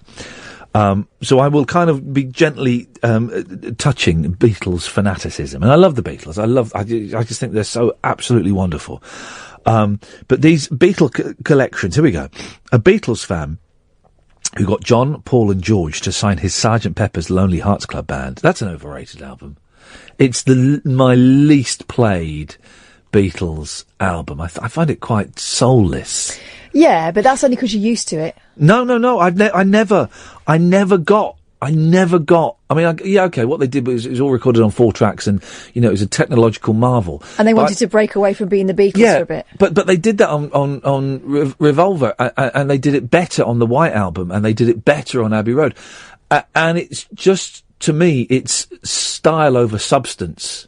It's lots of fancy tricks. I don't think the songs are that good. There's good. I mean, The Day in the Life is a brilliant song, and the Sgt. Pepper intro and the reprise are great. But Mr. Kite, the George Harrison one, She's Leaving Home. I mean, it's nice, but it's not Eleanor Rigby. It just feels a bit. I feel as an album, it's just all right. It's just all right. It's still a good album. I think you compare it to Revolver, which came before, and then you compare it to, like Abbey Road, which came a little bit after, which I just think are these majestic pop rock masterpieces. Hang on a second, line 1. Yes, line 1. Hi, girls. Fancy a bit of Spen, love? Many thanks, Richard. And if you don't, come back to me, and I'll have another go. Many thanks, Richard. All right, my boy, you take care. Bye-bye. Bye-bye. Right, let's just have a look at this. Can you say hello? Good, yes, you can. 9 to 11, top bloke. Played more requests for me over the years than Jukebox. And that's from Mark in Bletchley. Actually, now he used to listen to us, Mark in Bletchley. Still does. Now I think about it, we're better than that. Right. Line 2, you're on the wireless. Hey, it's Andrew. Hello, Andrew. Yeah, all right. Couple of things. I've finally got to final season of Curb Your Enthusiasm. Loving it. Oh, hang on a minute. Did you just started it last week, didn't you? Yeah. Flipping it. So you've binged it? You've done, is it 8, there's 8 series, aren't there? Yeah, but they're only like 20 odd minutes long per episode. There's only 10 episodes of series. Andrew, have you just been sitting there in your pants, not going out, just ordering pizzas Well, in? I've had like, all that's been on is bloody football. And Well You're right. done, mate. Well done, buddy. You are. Look, can I just say we've had 2 tweets. One saying straight to air would be the least missed part of the show, and someone else saying calls straight to air are great. Well done, Andrew. Well, have you enjoyed it? Oh, absolutely love it. It's good, isn't it? Absolutely love it. Yeah, and I got it for like a steal from that computer exchange website. Yeah. Oh, can you buy stuff from their website? Yeah. You just type in what you want, and then it finds where it is. It comes it's £2.50 delivery. It comes within a day. Flipping it, mate. You did not need to know that, Iain. I did not need to know that, and now I know that. Oh, man. Yeah. Okay, well, you carry on talking. I'm going to have a little look. Yeah. You weren't about, you wanted to ghost on it or whatever. Yeah. It was my friend's birthday last year, and he got a couple of tickets to go to this on one of these ghost hunting nights. Yeah. And it were at Coal Mining Museum in near Wakefield in West Yorkshire. Yeah. And it's a waste of time, mate. What do you mean it's a waste of time? It's nice looking at things, when no one else is there, but basically you paid £60 to stand in a dark, cold room while these funny people talk to themselves. It's not real. Save your money. They haven't got what I was looking for specifically at Sex was the DVD of the concert for Bangladesh, which they don't have, unfortunately. Oh, what a shame. It's a shame. So that's no, but it is really good that you can just order anything off there. No, it's not. It's terrible. I for some reason, I don't know why. The last, yes, I do, because it's a distraction. The last month or so, I've just been buying like loads of DVDs, like stuff from Computer Exchange. So I'm like paying £1, or I bought this GBH box set, which is brilliant, for £6, and movies for £1.50. Think, for £1.50 it's worth a punt. And on Amazon as well. But I'm never going to get. I've got this big piling up. I'm never going to get around to watching them. I've been very spendy this month as well. Yeah, on nonsense. It's just because it's so miserable. Everything's miserable in this country at the moment, isn't it? So a new frock will do it. Really sucky country. Yeah, sucky country. Yes, okay, right. But yes, for some reason I heard something else in my head. What was your favourite? Give us your favourite. Beatles rock band. That's a good game. Give us your favourite. I've got that. You can borrow it. You got it on Wii though. Yeah, of course I have. Your favourite Curb episode. I don't know about episode. I've got like 2 favourite particular bits. There's one where he's in, I think it's Starbucks or Costa or something, and he goes, "I'll have that latte," and he goes to man behind the counter, what's in this then? And he went, and man goes, "Coffee and milk," and he just turns around. So I think it's with his wife. "Coffee and milk? Would you believe that? Eh? Fancy that." It does sound different with your accent. "Coffee and milk? Would you believe that?" You sound like Paddy McGuinness. Emmerdale version. Yeah. And then there's the other. Do you know the blind guy or the help? Yeah. Oh, yeah. It turns out, and yes. Then later on, he's a piano player and that. And then he's going, "I've got bought this horrible red jumper thing. Can you imagine that? An horrible red jumper?" And then the blind guy goes, "I don't know what red is, Larry." My favourite series is the one with who's Marty McFly? What's his name? Michael J. Fox. Michael J. Fox. And I can't remember much of it, but I remember he's trying not to notice his Parkinson's, right? And there's a bit where Michael J. Fox is given a talk about raising money for the Parkinson's Foundations, and he's doing all the shaking and stuff. And Larry is trying to mime to his manager that he's bought someone a violin, right?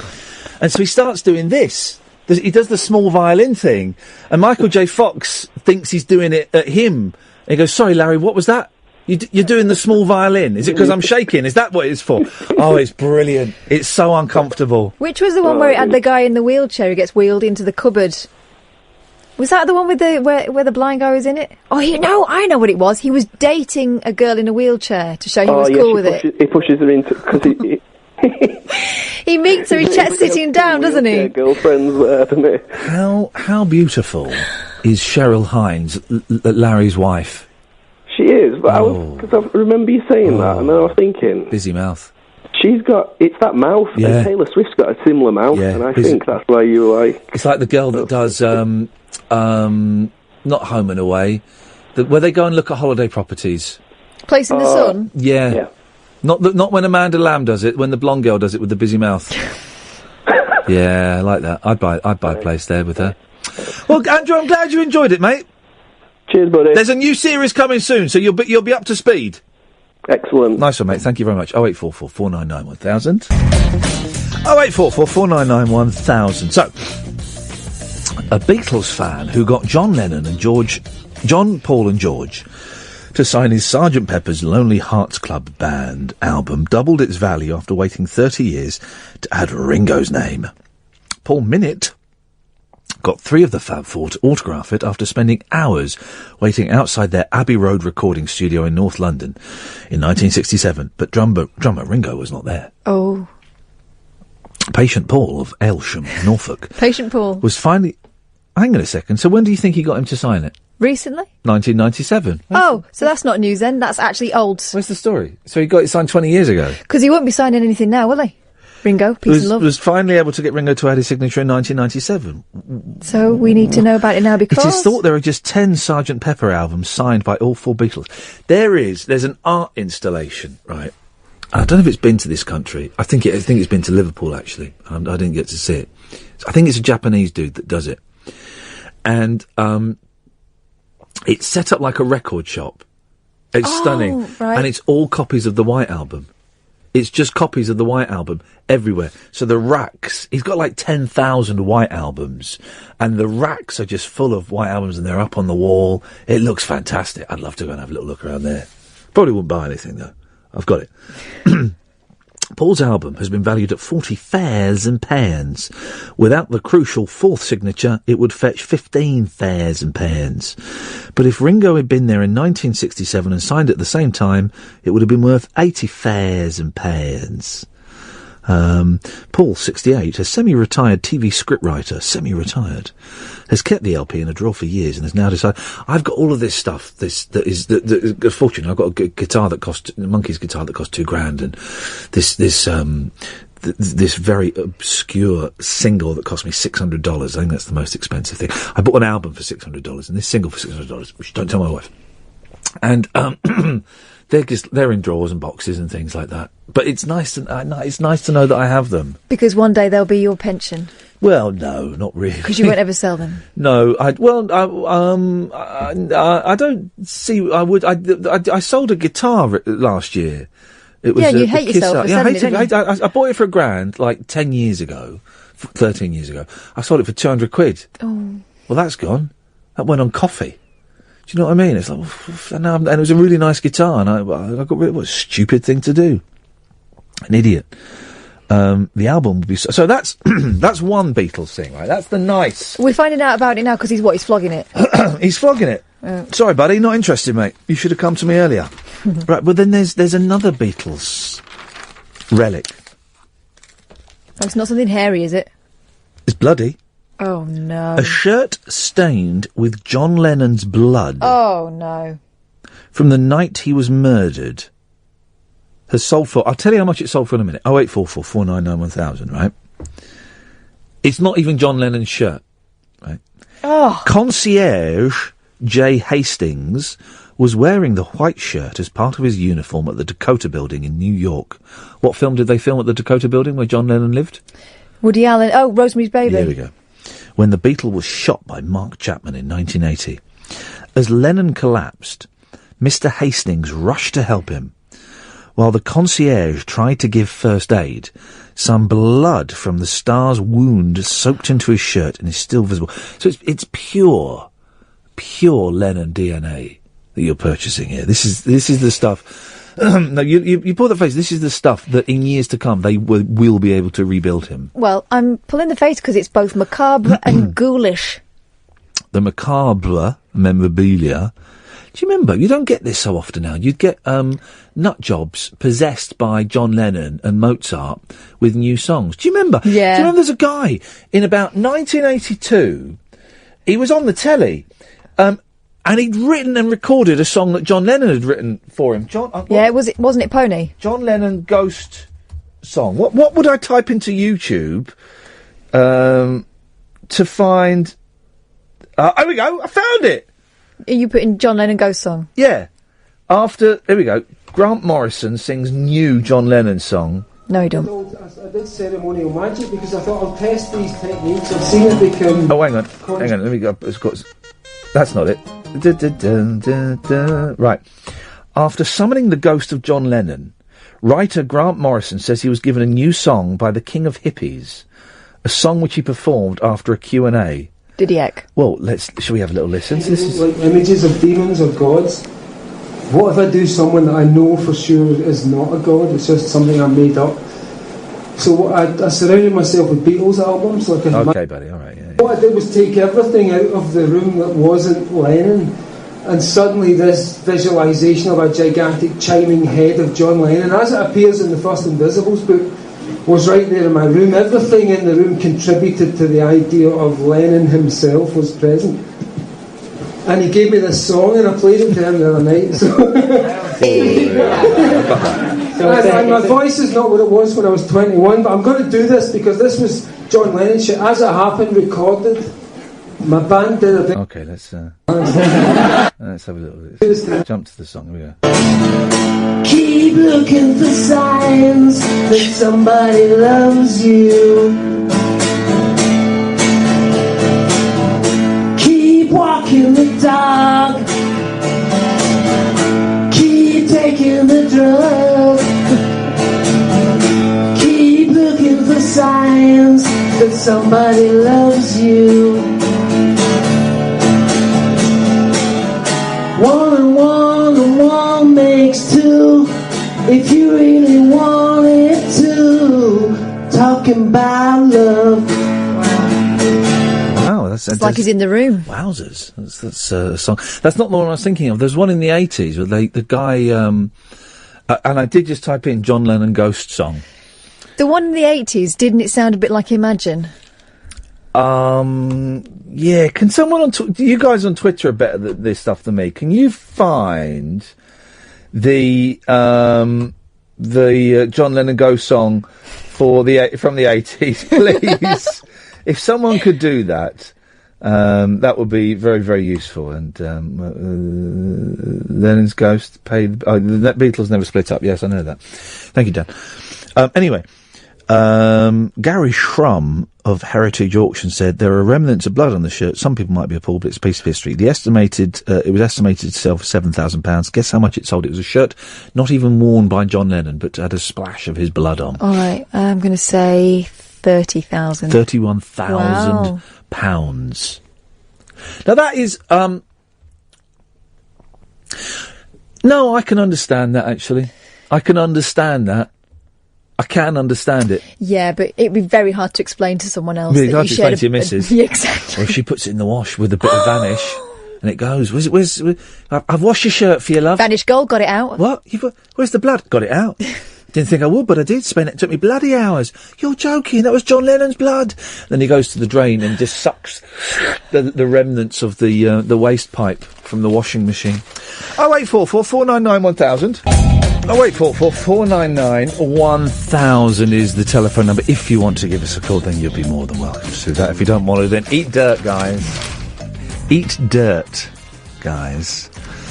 Why? Now, apparently we're going to get the best night's sleep tonight. Tonight it's going to happen, says Fiona McRae, the science editor. That's not science. That's not science.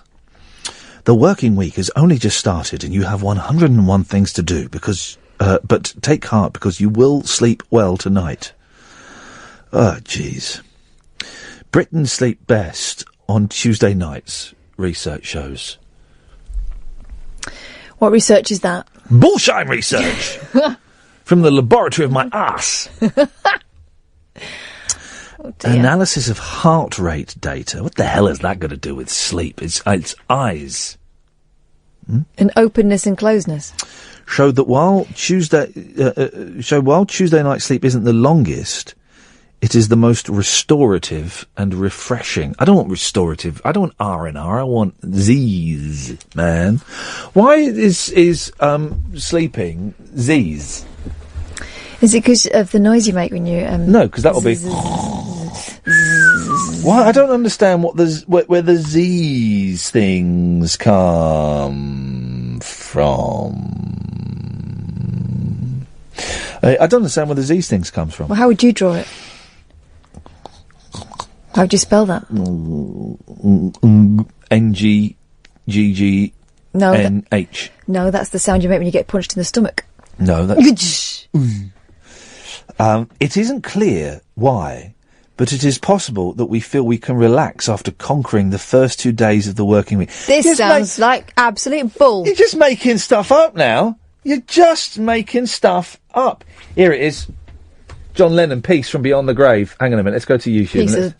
Yeah, exactly. This is it. John Lennon, Peace from Beyond the Grave. This is it.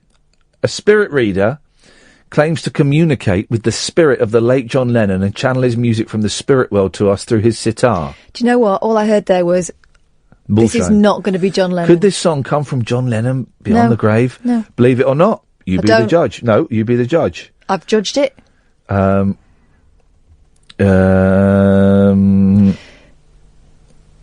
some of the comments are, Sam says, sorry, I expect John Cleese to come in at any moment.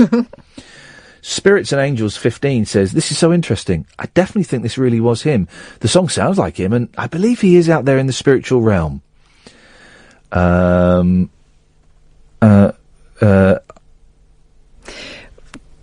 Lennon was not a spiritual man, was he? He was about existence. Well, here we go. Let's find out. The Beatles parted ways in 1969. John Lennon continued to explore his spirituality while promoting peace. Proves you wrong. Proves you wrong. We have travelled thousands of miles. Where's the song? Minutes later, he takes up the sitar that sits in front of him and begins to play. That's a gong. Here we go. This is the song. This is...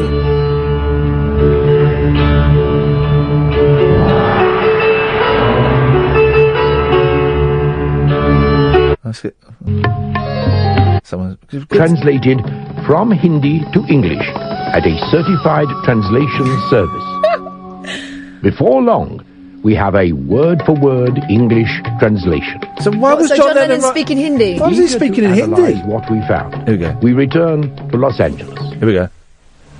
In Los Angeles, we have given the recording of the sitar music and the translated words to a well-known orchestrator and long-time follower of John Lennon, Brad Stanfield. Oh, yeah. One of the reasons why I'm familiar with John Lennon's music is just from singing their songs. Let's hear the song, man. Which I guess I picked up at a young age, and it kind of stuck. Are we going to hear the song? Early John Lennon, the vocal was done, and really hearing Lennon in and all around it. No song. Just about, I would think that anybody that would hear it would probably agree. Oh, certainly, hear the song. I feel that he came to this song and probably would like to bring that Lennon message from Beyond the Grave. Oh, flipping heck. Oh, here it is, here it is, here it is, here it is. This is going to be good. I'm going to enjoy this. This next song was revealed to an Indian spirit reader who lives at the Himalaya mountains and whom people claim to communicate with John Lennon's spirit. This just happened sometime between the years. It's still not the one I was thinking of. If this goes on much longer, we'll be able to ask him ourselves. Okay, let's don't be flippant. This is important. Did this song actually come from the spirit world? Did it heck? No. Now, you can decide. I've decided. Here we go. Everyone lived, everyone died. Everyone loved, everyone cried. Well, what he's very cleverly done is he's put in loads of little guitar riffs from Imagine and Jealous Guy. Soldier. That's the one I remember. And he's doing his best John Lennon voice. So why is there war? Why do we fight? There's one sea, one tide, one earth. So you and a bad song, though. I quite like that. It's kind of Lennon by numbers, isn't it? Not the one I was thinking of, but still, it's still not the one I was thinking of. The one I was thinking of was in the 80s. There was a guy, it was big in the 80s. Everyone was getting songs from Beyond the Grave. Lost Mozart and Ghostly John, everyone was getting it. I used to watch a lot of spooky programmes because I believed in all that stuff back then. Yeah. And Arthur C. Clarke and all that. Yeah. And there would be automatic writers. Yeah. And I used to try and do it myself, close your eyes and sort of see what you write. Yeah. There'd always be a crying cactus. Yeah. Filthy ghosts. And a Tuesday night's slumber, that's a media word, is less likely to be disturbed by the effects of alcohol, rich food, or other excesses more common later in the week. Know what I mean? The finding comes from an analysis of more than 1 billion readings collected by heart monitors worn by 4,866 men and women around the clock for 3 consecutive days during the past decade. What? It's the 3 days. Like 3 days in a row? Yeah, so did they not try the whole week? Well, that's like Monday, Tuesday, Wednesday. Yeah. Maybe they're all doing it different days. In one of the biggest studies of its kind, volunteers also provided information on their sleep times and how stressed they felt. As might be expected, men and women slept longest at the weekend, clocking up almost half an hour more in bed on Friday and Saturday nights than during the week. However, this sleep was of lower quality, with substantially less time spent in recovery state than earlier in the week. Jeez. I think we've all learnt nothing. Hang on a minute. Monday nights are also restful, with 54... Hang on a second. Maybe this is a sleep expert. Yes, line 1. Hello, is this George Galloway? Hello? Yes, it is. Yes, can I have your... basically, can we make this private, this conversation? Well, hello? No, it's not George Galloway. I know we can't make it private. Of course not. Oh, dear. So the whole world's listening, is that what you're trying to tell me?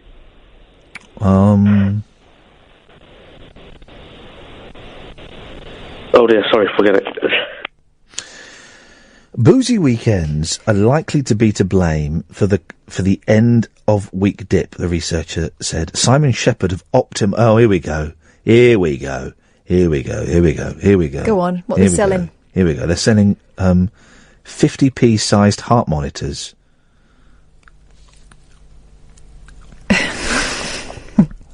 Why would you want to buy one of them? How much are they, first of all, before I poo-poo them? People rest for a lot longer during the weekend, but perhaps they are out partying and letting their hair down. Oh, gee, grow up, man. Mondays and Tuesdays, your energy levels may still be high after the weekend. They're just guessing. You haven't got a clue. You literally haven't got a clue.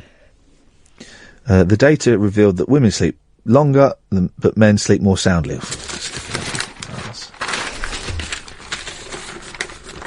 And that's it. That's all that's... that's the news. That's all that's in the... working mums end up with fatter children.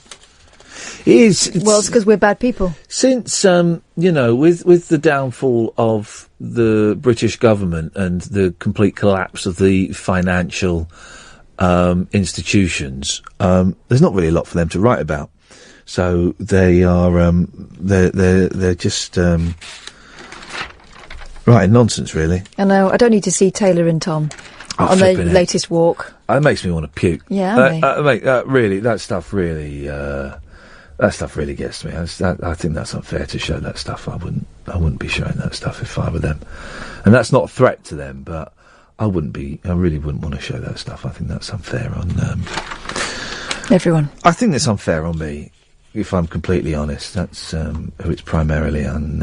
You think she's doing it specifically to get you? Yeah. Well, no, she's not. The papers are. Oh. The papers are doing it. They know then.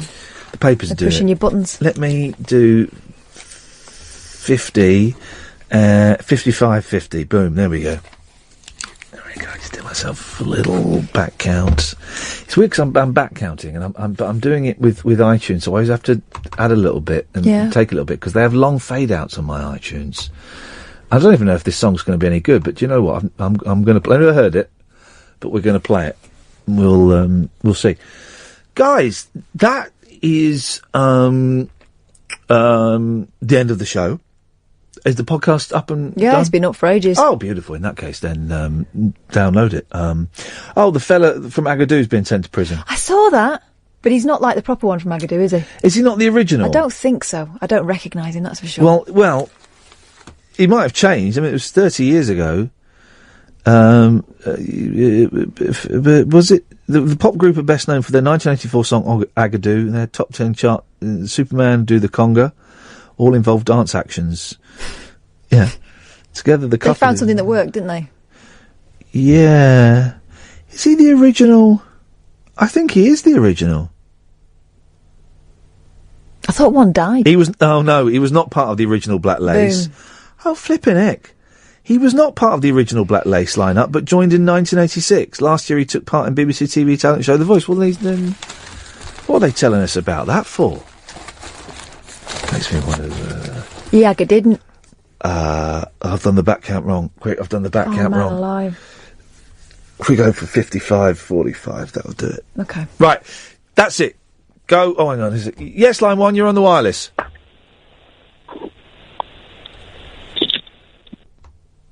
Okay, bottled it. That's absolutely fine. That's it, guys. That's your lot. Go to iTunes, go to your usual podcast provider, and download the podcasts. Back tomorrow at 10, although I may be back in about 2 minutes, 27 seconds if this song doesn't play long enough.